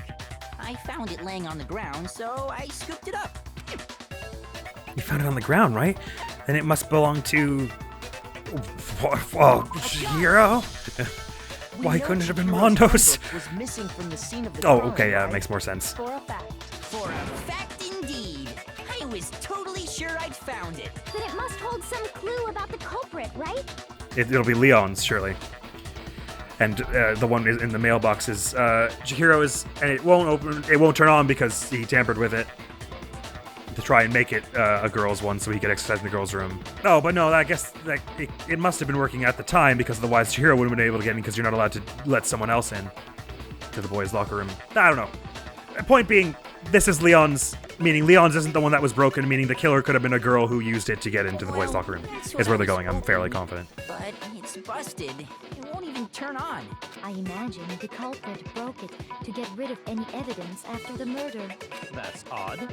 I didn't think the handbooks were quite so fragile. You're right. They're not. They're totally waterproof and shock resistant. Oh, shock resistant. It would take an awful lot to That's break nice. one. And yet, this one does appear to be broken. As is Leon's, sitting useless in the main hall, for all your confidence. That is a remarkably high failure rate. Do you think there might be some kind of mystery in there somewhere? Nah, probably not. Let's just flip the lever in a random direction. How precisely did the handbooks get broken? How did the handbook break? There's only one possible explanation. I think we're saying by hacking it. What's the difference between hacking and exploiting a bug? Those could be the same thing. In many situations, that is the same thing. hacking it, they want me to say. Maybe they were able to physically hack into it and destroy it that way? No, Makoto! Shoot! Fine. Bug. But for the record, hacking it often involves exploiting a bug. Maybe you had some kind of bug you could exploit? Too bad for you, but those things have been debugged to hell and back. We couldn't afford a recall. Shoot! Wait, sorry, what was the other? I didn't even look at the other option. Hitting its weak point? What does that You already mean? told us before that the handbook has one weak point, didn't you? Yeah! You remember that? Sure, maybe I let that slip, but I never told anyone what the weak point actually was. But if the handbook is supposed to never break, and two of them broke in quick succession, then we can only assume that someone's figured out its weakness. You know what the weakness is, right, Monokuma? So, what is it? You're asking me? Yes, I please. think it's a necessary piece of information if you want this to be a fair trial. But if I tell you, and someone else decides to copy it, that would be very not good. Just tell us already.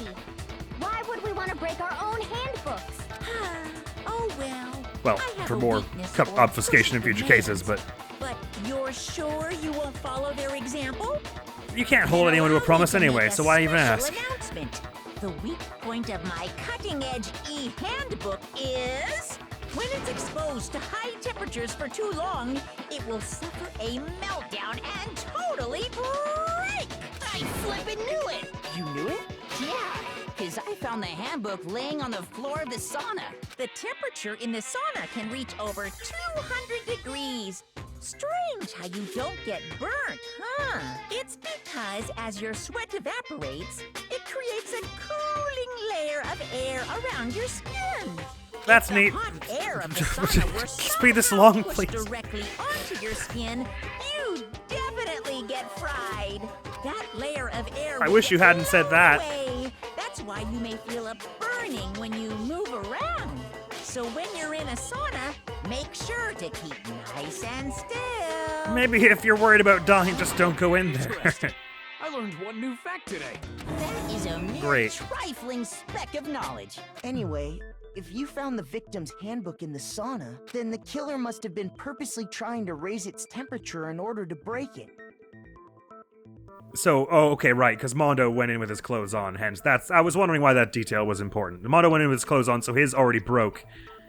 So his is one of the two broken ones, meaning he's holding on to Chihiro's right now, maybe? And that's why he's all anxious about everything? meaning the culprit somehow knew its weakness. Yeah, how'd we were they talking find about Mondo out? then. Monokuma said he didn't tell anyone, right? Indeed. Quite the mystery. What if they found out by accident? Such as having their clothes on and the sun. What if the killer took their own handbook into the sauna, not knowing its weakness, and it broke? They'd realize it was broken, of course, and it wouldn't be hard to figure out why. And once they had Chihiro's handbook, they knew they had an easy way to dispose of it. It's not as though there's anywhere else in the school where you can make high temperatures. Not an incinerator, not a stove, not an oven. Cannot happen anywhere else. Had to have been the sauna. You're I right. wouldn't say it's not possible, but who would have done something like that? I don't know of anyone who took their handbook into the sauna. I might know someone shut who up. did. Whoa, seriously? I think the Yes. one who may have taken their handbook into the sauna was... Who might have brought their handbook? Really, it can only be. Let me already got. I got it. Oh my god. This game is really pushing my buttons. Your handbook got broken in the sauna, didn't it? They just let me pick like 5 minutes ago. Why? Why do you keep accusing him? Mondo and Taka had an endurance contest in the sauna not too long ago, remember? And for the contest, Mondo just so happened to keep his school uniform on. But little did he realize, he'd also left his handbook in one of his uniform pockets. And when it was all over, Mondo discovered that taking your handbook into the sauna could easily destroy it. No, wait, hold on. You've got it all wrong. He would never kill. I don't accept this. Show me the proof. The actual solid proof. I mean, I don't want to believe it either, but I found something that proves it beyond a shadow of a doubt. You did? Are we sure? All it proves is that his handbook was broken. I don't know what. Anyway, Oh, 5 bullets this time. Chihiro's handbook, card reader, broken handbook, Aoi's account. Okay. Let's hear this. Test Makoto's assertion. If what he says is correct, then Mondo, you broke your own handbook. Interesting. That would definitely prove Mondo's the bargain. In other words, if Mondo's handbook is actually broken, then that proves that what Makoto said is right. Well, my goddamn handbook works just fine. See? Look! Makoto was wrong after all! Wrong is one of the things I can Mondo let her argue. fly. Your handbook works fine. Even I don't want to believe Mondo might have actually killed someone, but I found something that proves it beyond a shadow of a doubt. Not 100% sure what we're getting at is the... I guess just because we're saying Monokuma claims it's very unlikely Leon's handbook would have broken. So they want me to say... Wait, I don't know. Sorry, why does this prove he's the killer? I don't know. I don't understand. I'm pretty sure they're trying to say... Wait, why would his handbook being broken mean that he was the killer anyway? I'm sorry, I'm not getting that. I'm sure they explained it, but I don't have a fucking clue. I think what they want me to say is because Monokuma claims it's very unlikely this is Leon's broken handbook, that it's actually Mondo's. Oh, okay, no, I'm okay. Sorry, it's coming back to me. They're saying that because Chihiro's was found broken. Okay, they didn't update it here, but Chihiro's is found broken. So it's presumed that the only one who broke it would have done so purposefully by taking it into the sauna, and the only one who knew about that would have been the person who accidentally broke theirs in the sauna, which is Mondo. So they want me to probably they want me to put this broken e-handbook into, my handbook works just goddamn fine. Makoto's assertion. If what he I think says is it's a bit of a gamble because that's assuming he took Leon's, but no, that's wrong. But if that's what we're assuming, then well, let's assume it. Mondo, With gusto. the handbook you have right now, is it really yours? The fuck is that supposed to mean?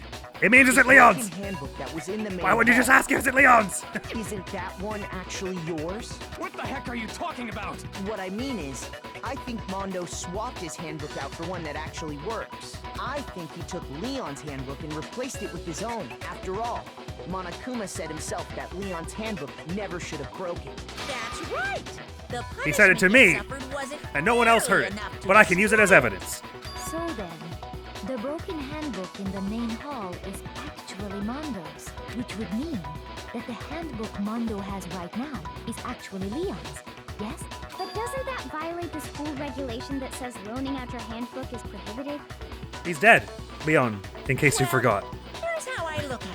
There is a rule about loaning your handbook to another student, but if they're dead, they're not a student. And more importantly, we already said borrowing is fine so long as it wasn't loaned, as in done without the person's permission and or consent. It's kind of a gray area, I admit. But no worries. If anything, This was already covered in like the just first makes 10 things minutes of the more trial. interesting. As such, I decree that exchanging handbooks with a corpse is not a violation of the rules. Well, Mondo, if I'm wrong about this, you're welcome to say so. I'm happy to admit I made a mistake, but... Son of a bitch. What's wrong, bro? Come on! Tell him he's wrong! You are wrong! You have to be wrong! Everything you just said is wrong! You made it all up! Keep talking, you made the music start Why again. don't we look back on this case one more time, from the beginning? That way, everything will become clear, and we'll all see if I was right or wrong. So we really are saying it was Mondo then. Interesting. I thought that was gonna head in the direction of, since it's a dude, we know,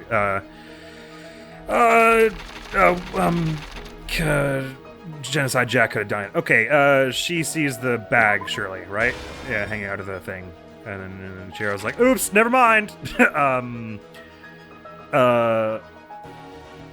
don't know what's up with these two. Let me check all the things I have. Of course, unless this isn't the actual closing argument. Okay, so, I don't know. Well, they have two question marks back to back? That's weird. I'm guessing this is one of them, but I'll come back to the other one. Tying up with the cord, that's gonna later. Cable, blood on the poster, e-handbook being held. Okay, hang on. He showed up. Hey, Chiro, what's going on? I'm just gonna put my duffel bag in this locker. And I guess it's gonna be a hand picking up the yes. And this is trying to indicate it's someone pretty strong. Picking up the thing, and then Kia take this. Chihiro get wrecked. Sorry, was that the orb again? Why is that here? I guess the poster getting all bloody is next. Like that. And then he drops the thing in shock. Rolls up the carpet. And probably takes the poster as well.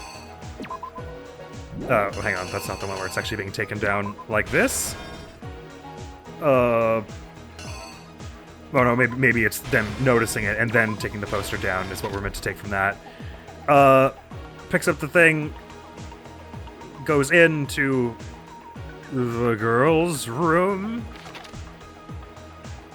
Wait, it's confusingly laid out.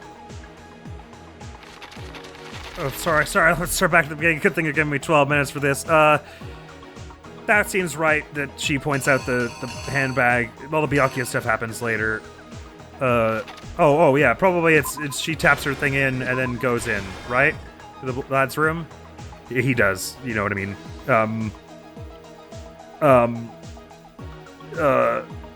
Is that meant to be an e-handbook there? In the floor of the sauna, I guess? Picks up the weight, kills him with it, poster gets bloody, and he's like, oh dear, that's no good. And takes that down, and then grabs Chihiro, and gets into the girls' room, I suppose. Makes the most sense next. Leaves him there, walks off in a huff, and then Byakuya's like, well, this is neat. He goes in, hang on a minute, and then what would be the next thing he does? Okay, so here's I'm taking the blood from his face to write bloodlust, I guess. So it doesn't happen here. I guess the cable happens. But that looks like Mondo's outfit more than Byakuya's, doesn't it? And also, wouldn't it, hang on, the hands have to happen now, right? So I guess it goes this, and then the bloodlust being written. But no, it clearly shows him taking the blood off her face, doesn't it? His face, you know what I mean? Just assume I'm saying the right words at any given moment in this, so I guess it happened in the order of... If it would scroll correctly, this... Because it seems the blood was taken once he was hung up. And the final thing that was done was the throwing this on into the sauna, I guess. What should go here?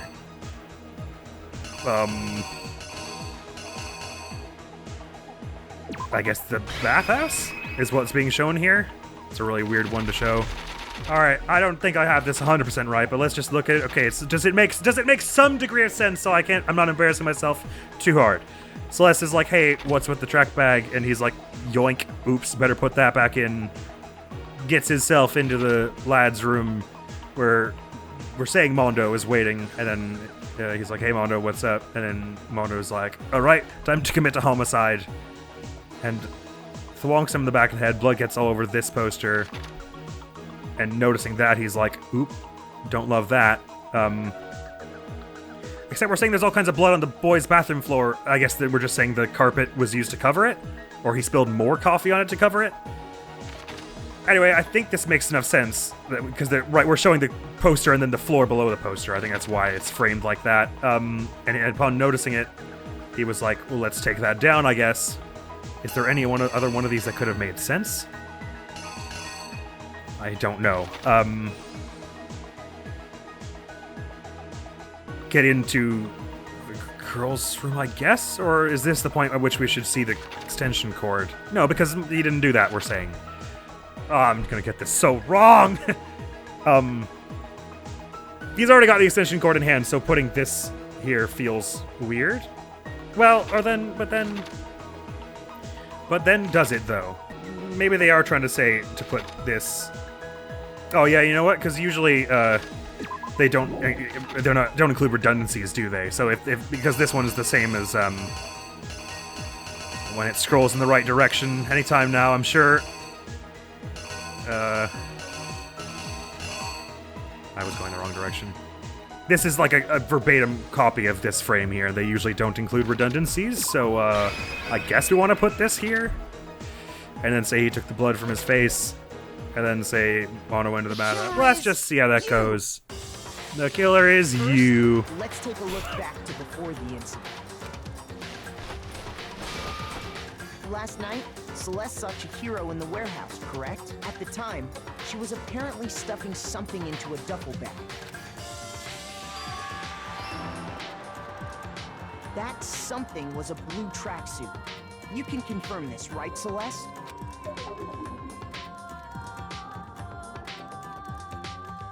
With bag in hand, Chihiro headed out, even though it was officially nighttime. If it was Mondo, that's troublesome, because that means Genocide Jack is going to have to stay, if indeed Toko genuinely was part Genocide Jack. And it's not like we can kill her, because that would get us blackened, and then we'd have another trial. She made her way to the locker room, specifically the boys' locker room. But how could the victim, who was apparently a girl, access the boys' locker room? 'Cause he wasn't. Simple. Because she was really a he, which is why he was able to use his own e-handbook to gain entrance to the boys' locker room. Once inside, he met with someone there. And the person he met was the one who killed him. It seems likely that the killer grabbed the nearby dumbbell, approached the unsuspecting Chihiro, and attacked him. And that's where the bloodstains on the poster and carpeting in the boys' locker room came from. Oh, no, I see what they're saying. The blood got on the carpet, so he moved that to the other room, and then, of course, he had to swap the other one, hence the coffee. Right, that makes enough sense. I thought this image on the left here was meant to show the floor of the room, not the carpet, because it's way too big for the carpet we saw, right? It's, like, patently not it. It's just another goof, though. No, I didn't lay out my reasoning right. I need to rearrange the events of the case. Okay, but it was this one that I got wrong. I guess we want to say he took the poster down and then took...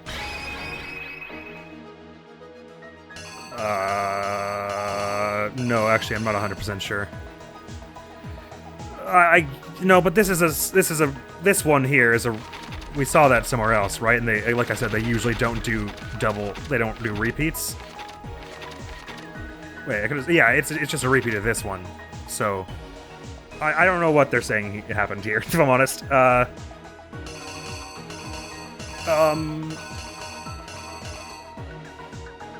The dumbbell as well, I guess?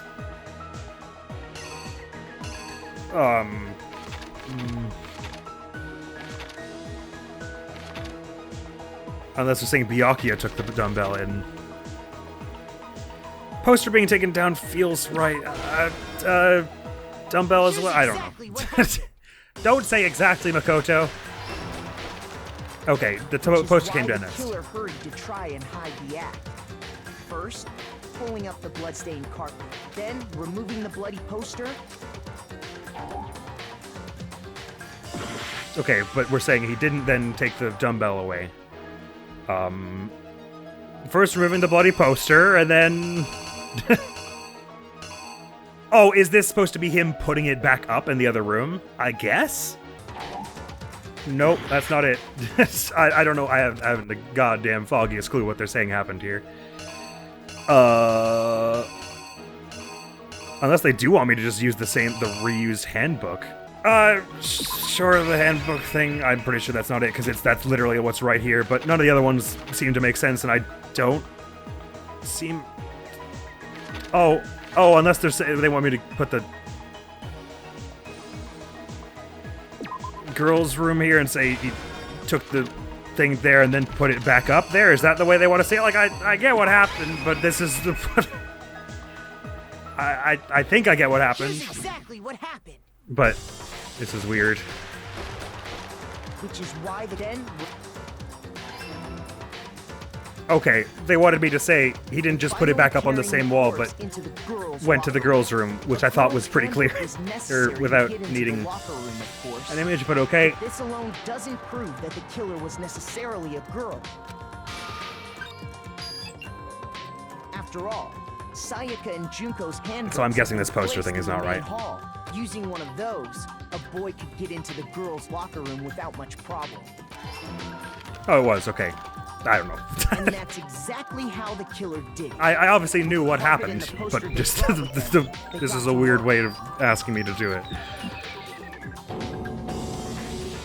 They changed the layout of the boys' and girls' locker room in what you might call a crime scene switch. I would never call it that. That could have been the end of things, but no. It's got sand beside Byakuya. Decided to intervene in the situation, making things even more complicated. So are we saying he genuinely just did this for his own amusement? Stumbling on the crime scene, he went and grabbed the extension cord from the library, and then he got to work. He used the cord to string up Chihiro's lifeless body. Must be one friggin' strong extension cord, by the way. Then, using the Not that he's terribly heavy.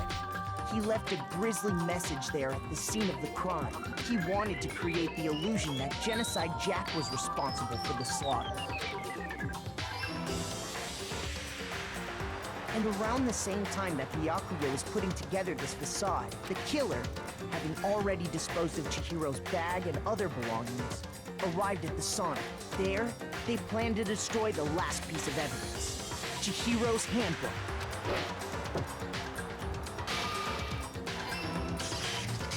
And just as the killer expected, the steamy sauna was enough to ruin the electronic gadget. Somehow, the killer knew that the handbook couldn't stand up to the heat of the sauna. And the reason they knew that is because the sauna had already wrecked their own handbook. And that's how it all played out. Isn't that right, Mondo Owada? Complete. Does that mean it's bullet time? Wait. No. This can't be right. Where's your evidence? Yeah. Where's your evidence? Speak up, man. I can't hear over the music. Proof! Without any proof, you can't pin any of this on him! Evidence that Mondo is the killer that already revealed itself earlier in the trial. Presumably that his handbook is Leon's. Is that what we want to say? All you have to do is check that one item of his and then everything will become clear. New element has been added to bullet time battles. Would you like to hear more? Yeah, absolutely, considering I'm on 1 heart. It's going to end in like 3 seconds. Fever time and nega time during a bullet time battle. If you press the space key, fever time will activate. Tempo will be forced to its max at this point. Even if you push buttons at random, you won't miss. So you can push right in however you want to destroy the opponent's verbal assault. But this only lasts until your focus gauge runs out to make the best possible use of your time. So just mash when that happens, basically. Of course, it won't be fair if only you got to access special time, right? So we prepared something called nega time that your opponent can use if they activate it during the bullet time battle. Your tempo marker will disappear, making it quite a bit tougher to hit the buttons in rhythm. If you were to activate fever time at this point, no, never mind. I'm sure nothing would happen. I don't know what I was worried about. It cancels it, maybe? Not surprisingly, if your action difficulty is set to gentle, the opponent doesn't use it. Well, then good luck and have fun. I'm so dead. But whatever. Alright. Oh, I have to fight Kiyotaka. Interesting. You're wrong. I won't listen. So is there any reason to not just burn my super time whenever I have a chance? Show me some evidence. Or should I be saving it for when he uses his nega time, I guess? Maybe that's it. Anyway, nega time, Some evidence. You're wrong. I won't listen. tempo down. Oh, it's still going. I didn't realize it was, wait. Tempo down, tempo up. Okay, it's, I won't listen.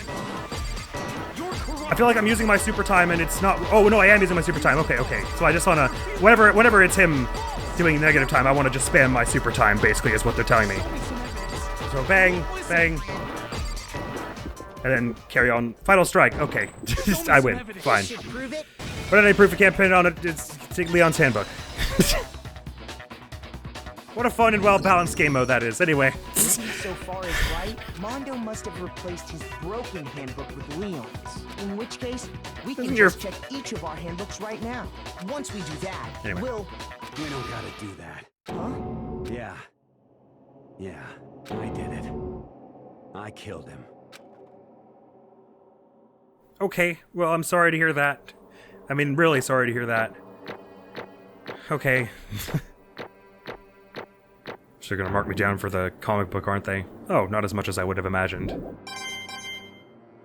106 medals. Oh, it does actually say medals there. Damn. Bro, what are you saying? I got no choice, man. After hearing all that, I gotta just give up. Go ahead, Monokuma. Get it over with. Ask for the goddamn verdict. Roger that. Wait! Hold on! No waiting, no holding on. Time I don't for the understand moment why we've yet. all been waiting I hope for. they get to it. Grab your lever and give it a yank. Who will you elect as the Blackened this time around? Will you make the right choice or the dreadfully wrong one? Please don't hit Mondo with bikes. What's it gonna be? I don't really want that. That's a weird one. Mondo is otherwise so damn chill. It feels really hard to believe that it was genuinely just... He killed them because he wanted to get out, or because he was worried about the secret. But I guess we don't know what the secret was. Uh-oh! This time it looks like you got it right again! Yes, it is so. The Blackened that killed Chihiro Fujisaki was Mondo Owada!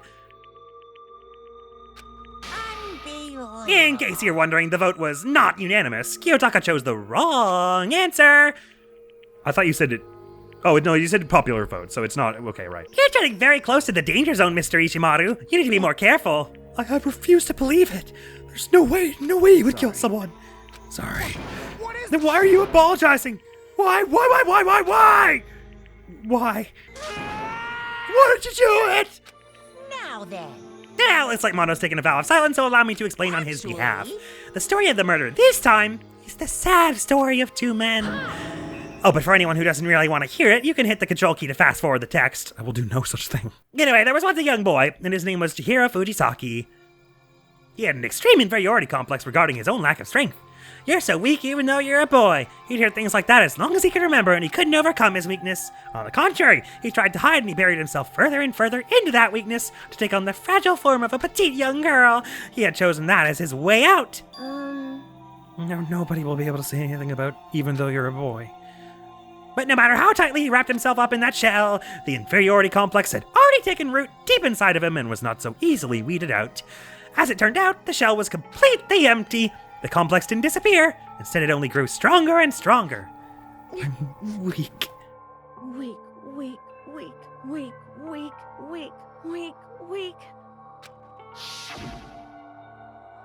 Once the killing game had begun here at the school, he had no choice but to accept this fact.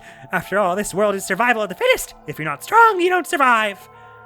I hope they're not about to say that Chihiro tried to kill Mondo first and it was retaliatory again. Kill him first just to prove he was stronger or something. Killing off my favorite in such a ridiculously horrid way is one thing. But then to turn around and just completely throw away all her character development and say she randomly decided to kill someone else, I wouldn't accept that. I simply wholeheartedly refuse to believe. If they're about to say that he was trying to kill Mondo to keep his secret about him being a boy from getting out, I'm going to throw something across the room. And then that lovely and hateful Monokuma announced the revealing of the embarrassing secrets, which of course included Chihiro's embarrassing secret, which I was more than willing to divulge. Even though he dresses like a girl, Chihiro's actually a boy. Hey, And that was something Chihiro couldn't let anyone find out, no matter the cost. If that was revealed, it would be the end. The hardened shell would crack and the armor would fall away. Without a doubt, those around him would torture him more than ever before. Says who? Everyone figured being thrust into such a dilemma must have sent him spiraling into despair. And yet... I'm sorry. Sorry, I don't really want to talk about it right now. But I also don't want to leave things the way they are, so maybe I can talk about it later? After I try my best to become strong, then I can tell everyone. Unknowingly, he used the threat of discovery to motivate himself to become stronger.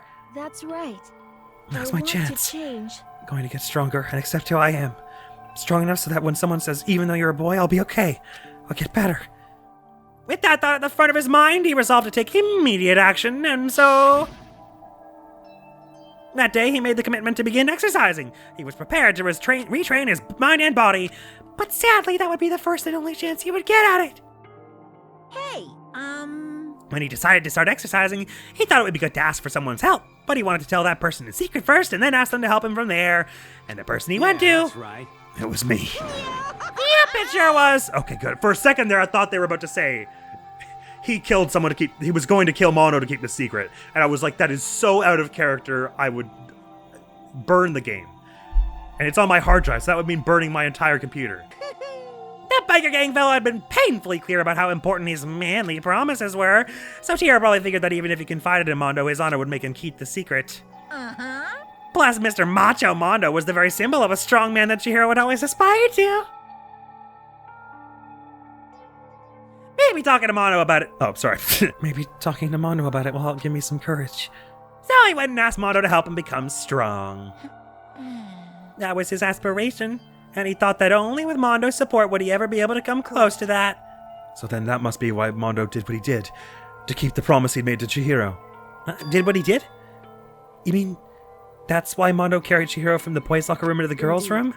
Yes, that's exactly what I mean. Wasn't that to cover up what he'd done? That could have been part of it, but I don't think it was the main reason. The real purpose was to keep the promise between men he'd made to Chihiro. But how does moving the body keep his secret? Because if everyone knew he'd been killed in the boys' locker room, then everyone would have been arguing about how she got into the boys' locker room, right? Once that started up, at least a few of you would have immediately begun to suspect his identity, so... He tried to protect Chihiro's secret by putting him in the girls' locker room and stealing his handbook, see?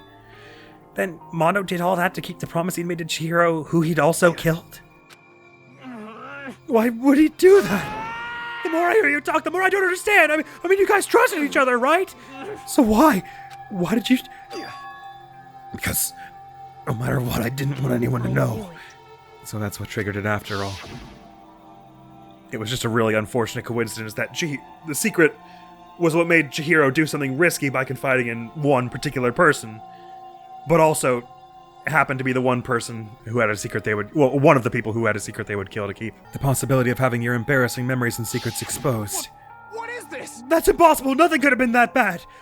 Something you didn't want anyone to know even if it meant killing someone? It's impossible! How many times must I repeat myself? To judge others by your own standard is the height of folly. Even if you can't comprehend it, he obviously can. That's all there is to it. While we're on the subject, why don't I tell you that embarrassing memory, that secret he didn't want anyone to know? You know what Mondo did? He killed his own brother. Mondo, the ultimate biker gang leader, makes all the hoodlums and riffraff across the country tremble. But the only reason he had the chance to join a gang in the first place was because of a certain someone. Mondo's older brother, whose name was Daya Awada. Mondo had nothing but respect for him. It was because of Daya that Mondo ever got on a motorcycle. Mondo's brother was his only family growing up. He was the only one Mondo could trust and respect. He wanted to measure up to his big brother, so he imitated him in everything he did. Mondo was the epitome of the starry-eyed kid brother. Meanwhile, the charismatic older brother had put together a local motorcycle gang. And before anyone knew it, it had grown into the biggest biker gang in the country. Daya, the older brother, number one in the gang, and his number two, his younger brother Mondo. In the beginning, everything was peaches and gravy. But when Mondo started to think about how he would have to take over the gang from his brother someday, his brother's greatness, his reputation began to gnaw on Mondo's very soul. The kid's gonna take over for Daya, huh? Daya created this gang with his bare hands. Mondo's just along for the ride. Can someone like that really be our leader? All that do is make the gang look bad.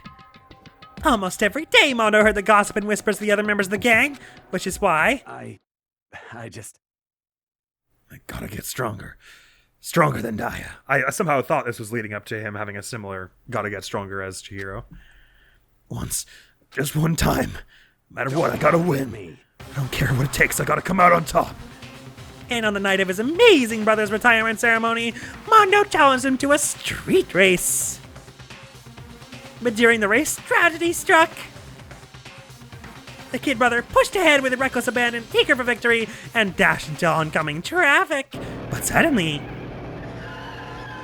Oh, so it was an accident. He didn't kill anyone. But yeah, I get that coming out. would have spelled trouble for him and the gang, even if he did eventually get out of here. Laying in his kid brother's arms, the older brother delivered his final words. My bad, kid. I fucked up. Sorry. Of course, he knew it was his brother's fault, but Daya never blamed him for what happened. I mean, sort of Mondo's fault, but it was an accident. Like, of course, Monokuma's saying that to add insult to injury. Hey, kid. The rest is up to you. No matter what, you gotta keep the gang together. Because it's the team you and me put together. It's a promise between men. He decided to hide the truth of what happened from everyone else in the gang in order to keep the gang together and keep the promise to his brother. He could never admit to anyone that it was his own weakness that had caused the accident, and as a result, the team was made even stronger under the banner of the kid who bested his big brother. Daya was going to lose to his kid brother, so he got stupid and got himself killed. That became the explanation for what happened. Mondo's lie became the truth. He wanted to lead the team so bad, he was willing to tell all kinds of lies about his brother. I'm strong. Strong. And yet, as soon as our killing game began, he realized no matter how tough he pretended to be, he was just another weakling that could die in an instant. And then the lovely, hateful Monokuma announced the revealing of the embarrassing secrets. At that point, it was clear I would have no problem shedding light on his secret. Mono killed his own older brother. no matter what, I couldn't let the other gang members find out. If that happened, everything would have been ruined. Everything me and my brother had worked to create would have been destroyed. His death, all the guilt I'd been carrying around, it all would have been for nothing. So that's why I... Mondo, after I saw what Monokuma had on me, my head filled up with a kind of fuzzy uneasiness and started just swirling around. I never felt anything like it before. I didn't know what to do about it. I wasn't sure what to think or say, but after a while that fuzzy uneasiness turned itself into a rock-hard lump of anxiety way down in my stomach. And it was right around then that Chihiro asked me to start working out with him. And right there, he told me a secret. Seriously? Jesus! I'm sorry I lied to you. But why? Why now? Why are you telling me this all of a sudden? Because, you've kept that secret all this time, right? If anyone found out, you would... But... You're right, but... I want to change. I wrapped myself in lies. I'm weak. I want to destroy that version of me forever. His words were like a knife in my gut. I felt like he was exposing the lie I'd been living myself. I have to change. I don't want to be weak anymore. You're so strong, it can't hurt you, right? Whatever secret Monokuma might tell us. You piece of... So what? You're saying I should just say it? What? You're saying if I really am, I should just be able to tell everyone my secret? Huh? I was jealous. I was jealous of Chihiro's strength. He had the strength to face his own weakness to try and overcome it. It was the kind of strength I've never had. So I was jealous of him. And that jealousy broke me. What? Are you making fun of me? I'm strong? Are you fucking with me right now? No. I'm not making fun of you. You really are strong, Mondo. I felt like I could hear something starting to creak. Something inside my head. What did he want me to do? What was I supposed to do? Was I supposed to just sit back, let my secret get revealed and ruin everything? What's wrong? Why did you have to tell me all that? You trying to rub my failure in my face? No, I just really admire you. I admire your strength. Yeah, that's right. That's right. I am strong. I'm strong. Strong. Stronger than you! And stronger than Daya! I don't remember anything after that. When I woke up again, he was laying at my feet, covered in blood. I had the dumbbell in my hand, and I was just staring at him, down on the ground. Hey! I killed him. I killed Chihiro. Even after all this time, I'm still just as weak as I've always been. And thanks to that, I did something I can never take back. Mondo, he was normally so aggressive, so angry. He hid that weak side away from everyone. That was his secret. A weakness like that lived in a heart like his, and it turned him cold-blooded. God damn it! Back at him, you see? You're all just like him. For a secret from the past, for a memory, for that he killed another living human in cold blood. He couldn't cut free of his regrets from the outside world. He doesn't know what true strength is. Do you see hope anywhere in there? 'Cause I sure don't! You bastard! Just shut up, you son of a bitch! Go ahead, say that again, I dare you! Yep. Okay, I'll say it as many times as I want. Is what I want to say, but unfortunately I can't do that right now because the time for punishing is fast approaching. Is he gonna hit him with a truck? Punishing? You mean execution? That's what I promised you, right? The blackened that disturbs the peace will be punished. Ridiculous. Hold on. Now then, I prepared a very special punishment. Armando Awada, the ultimate biker gang leader. No, wait! Let's give it everything we've got. It's punishment time! God damn, poor Mondo. I said wait! Sorry, man. Sorry, man. I couldn't keep the promise we made. From one man to another.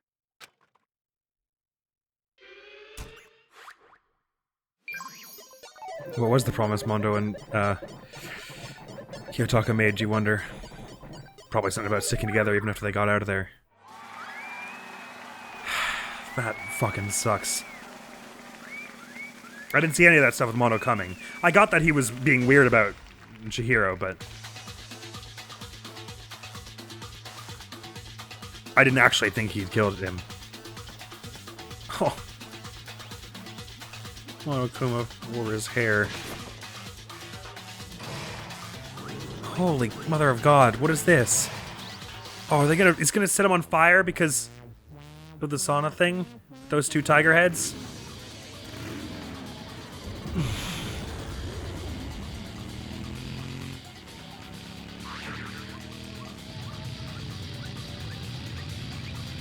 I'm not looking forward to that.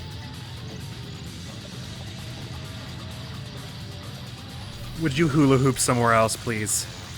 Oh no, he's getting shocked to death. Or is he just dying from whiplash from being flung around at 1,000,000 billion miles?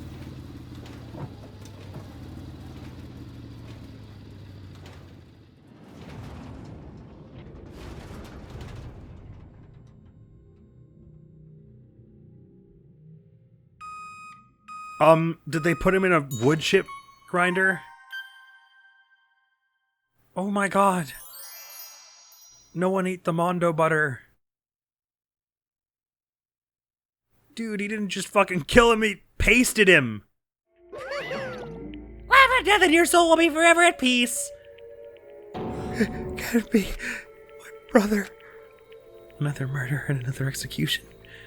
I want to feel again. Everyone's lives are taken so lightly here. I feel like I might be going mad. Maybe I'll just let it happen.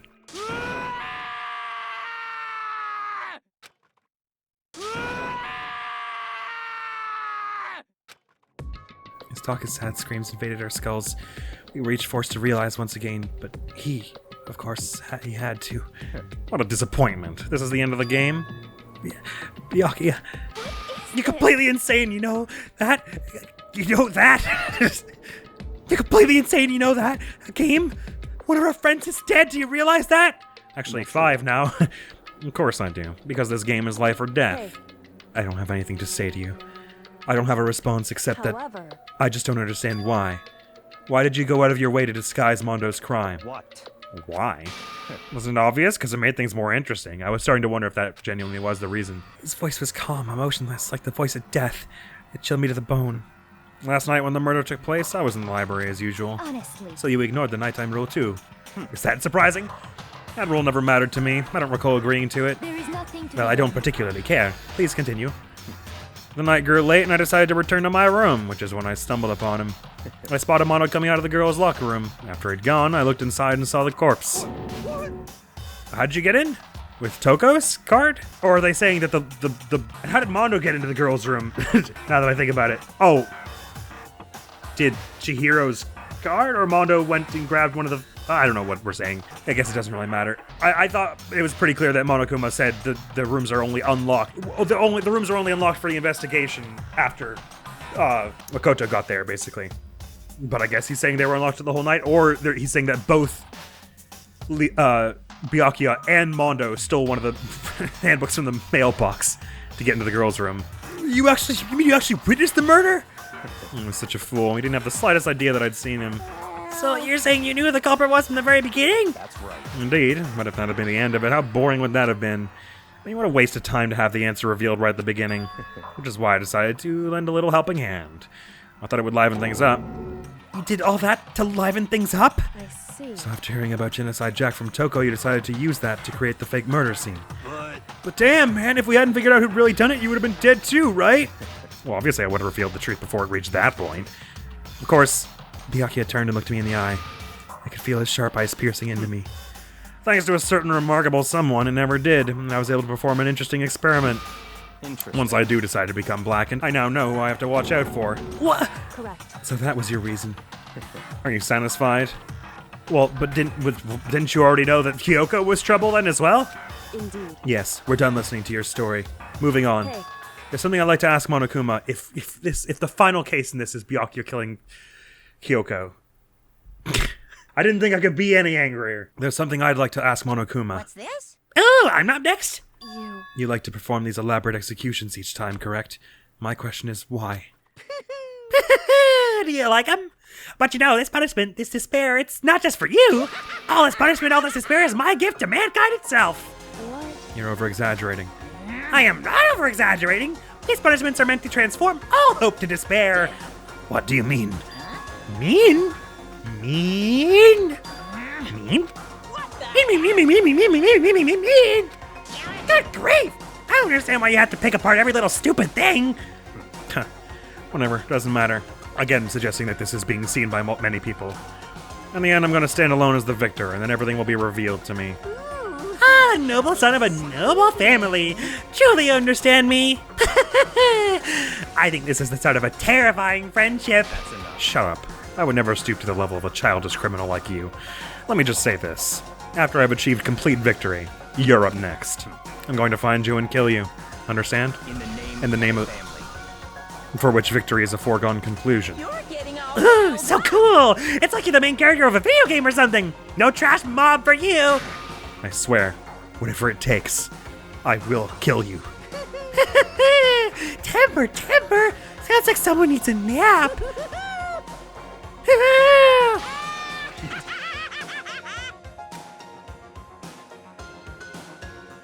Monokuma's laughter peeled across the courtroom, and the curtain closed on the case of Chihiro and Mondo.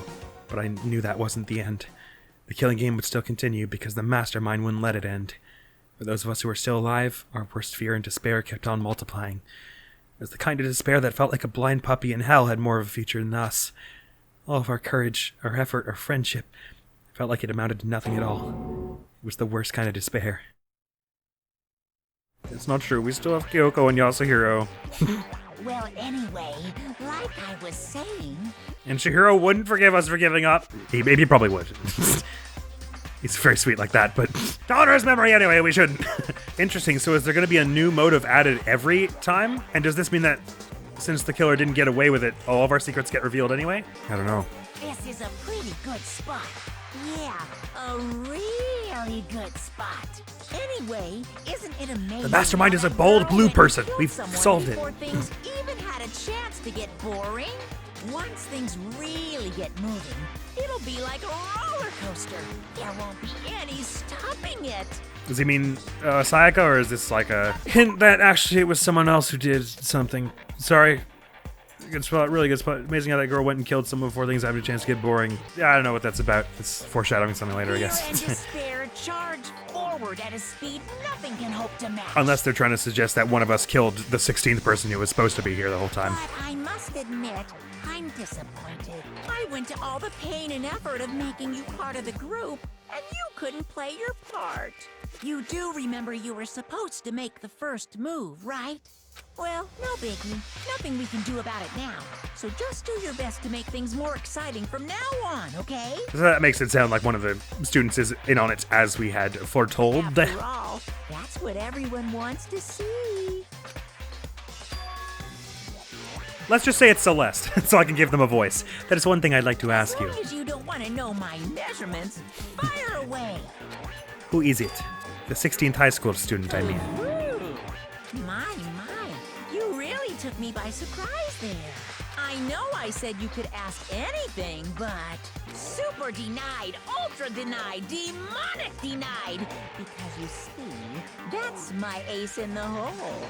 And nobody be dumb enough to reveal that, right?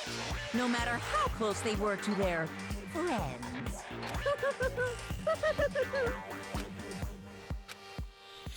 Although the inquisitive nature sounds more like Kyoko, doesn't it? Anyway, Chapter 2, Boy's Life of Despair. Okay, good. I still objected to some of the ways they, like, got through the trials, but that one definitely wasn't as bad as the first one. But, you know, it was kind of hard to be objective about how much I was enjoying myself, considering they killed my favorite character and I had one of the major twists spoiled, so that was just shit luck all around there, basically. You received the Crazy Diamond present, presumably, that'll be Mondo's jacket. Right, well, at least I can rest now that I found that out. I was just not gonna be able to, like, sleep or, like, edit a video casually after Chihiro died, and that matter wasn't set to rest. I will do my absolute utmost to rein in my desire to see the rest of the support conversations that almost definitely could have happened there. I'll save it to the end of the playthrough to either look up the rest or proceed to the New Game Plus. All I'm saying is, the payoff had better be worth it for taking away the relationship I was most interested in the game, because otherwise I'm going to be pretty angry. Yeah, I just don't know what to say. I'm just mad. Mostly at myself, because like I said, of course I gotta kill Chihiro. Chihiro's the best. But I just was like, I started to get nervous because I had found out about the twist with him earlier on. The second they were all like, oh wow, boys and girls change room, I was like, okay, well obviously this is where this comes into play. But then I was like, shit, that means he's involved. But I was like, I'm sure they'll just make him a witness and it'll be an interesting thing where you have to find out that secret by, you know, weaseling it out of him on the stand, as it were. Great. Man, I hadn't gotten to play this game in a week and I've been like hyping it up in my head and it was like fucking instant. 10 minutes in, it's not an ounce of joy left. Motherfuckers. I swear to God, I never love anyone. That's the goddamn moral. Fucking second. Unfucking real. I get it. That's the point. That's the point. I get it. Yeah, but anyway, that trial wasn't nearly as egregious. Obviously the comic book one was a little weird, and I still don't really like the bullet time battles. But they were much less weird about which text they chose to make yellow in this one. But again, they did swipe most of the interesting solves away from the player in favor of giving them to the characters, I feel like, which is a bit of a shame. And I did feel as though they made certain things a little too obvious from the crime scene. But I cannot really say that plainly, as obviously I knew one of the major twists, which kind of bleeds into a bunch of the other little twists. What a fucking moron I am, because I was like, oh, I'm in such a bad mood today. I've had a shitty weekend. I should play the one game that will make me happy right now, the one in which I have at least 5 episodes more, at least one trial more before I kill Chihiro. I could not have timed that more fucking abysmally if I tried. What a miserable dog shit recording this has been. Fuck. Everything. And on that note, thanks so much for coming around. If you're still here, my good God, you're too kind. I can't imagine that there was anything worthwhile seeing in this. I can't remember the last time I was angry at a character death. I'm usually just sad. But no, that one made me angry. I think I'm most annoyed that it worked on me, because I was like, I was like, okay, well, for symmetry's sake, if they killed a woman on the first one, they're gonna kill a man next. Which they did, technically, but I thought they were going to kill one of the more overt men. And they really had me going with the Toko shit, because again, in the first case, they made it so ridiculously, blatantly, patently, painfully, obnoxiously, patronizingly obvious that Leon was up to something that I was like, maybe they're just doing that again? But no, it was because of a bunch of stuff we couldn't possibly have known about. Until the exact moment of Mondo's execution, basically. Bye-bye.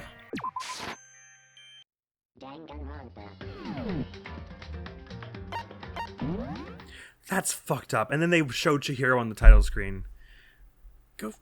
Fuck yourself, game.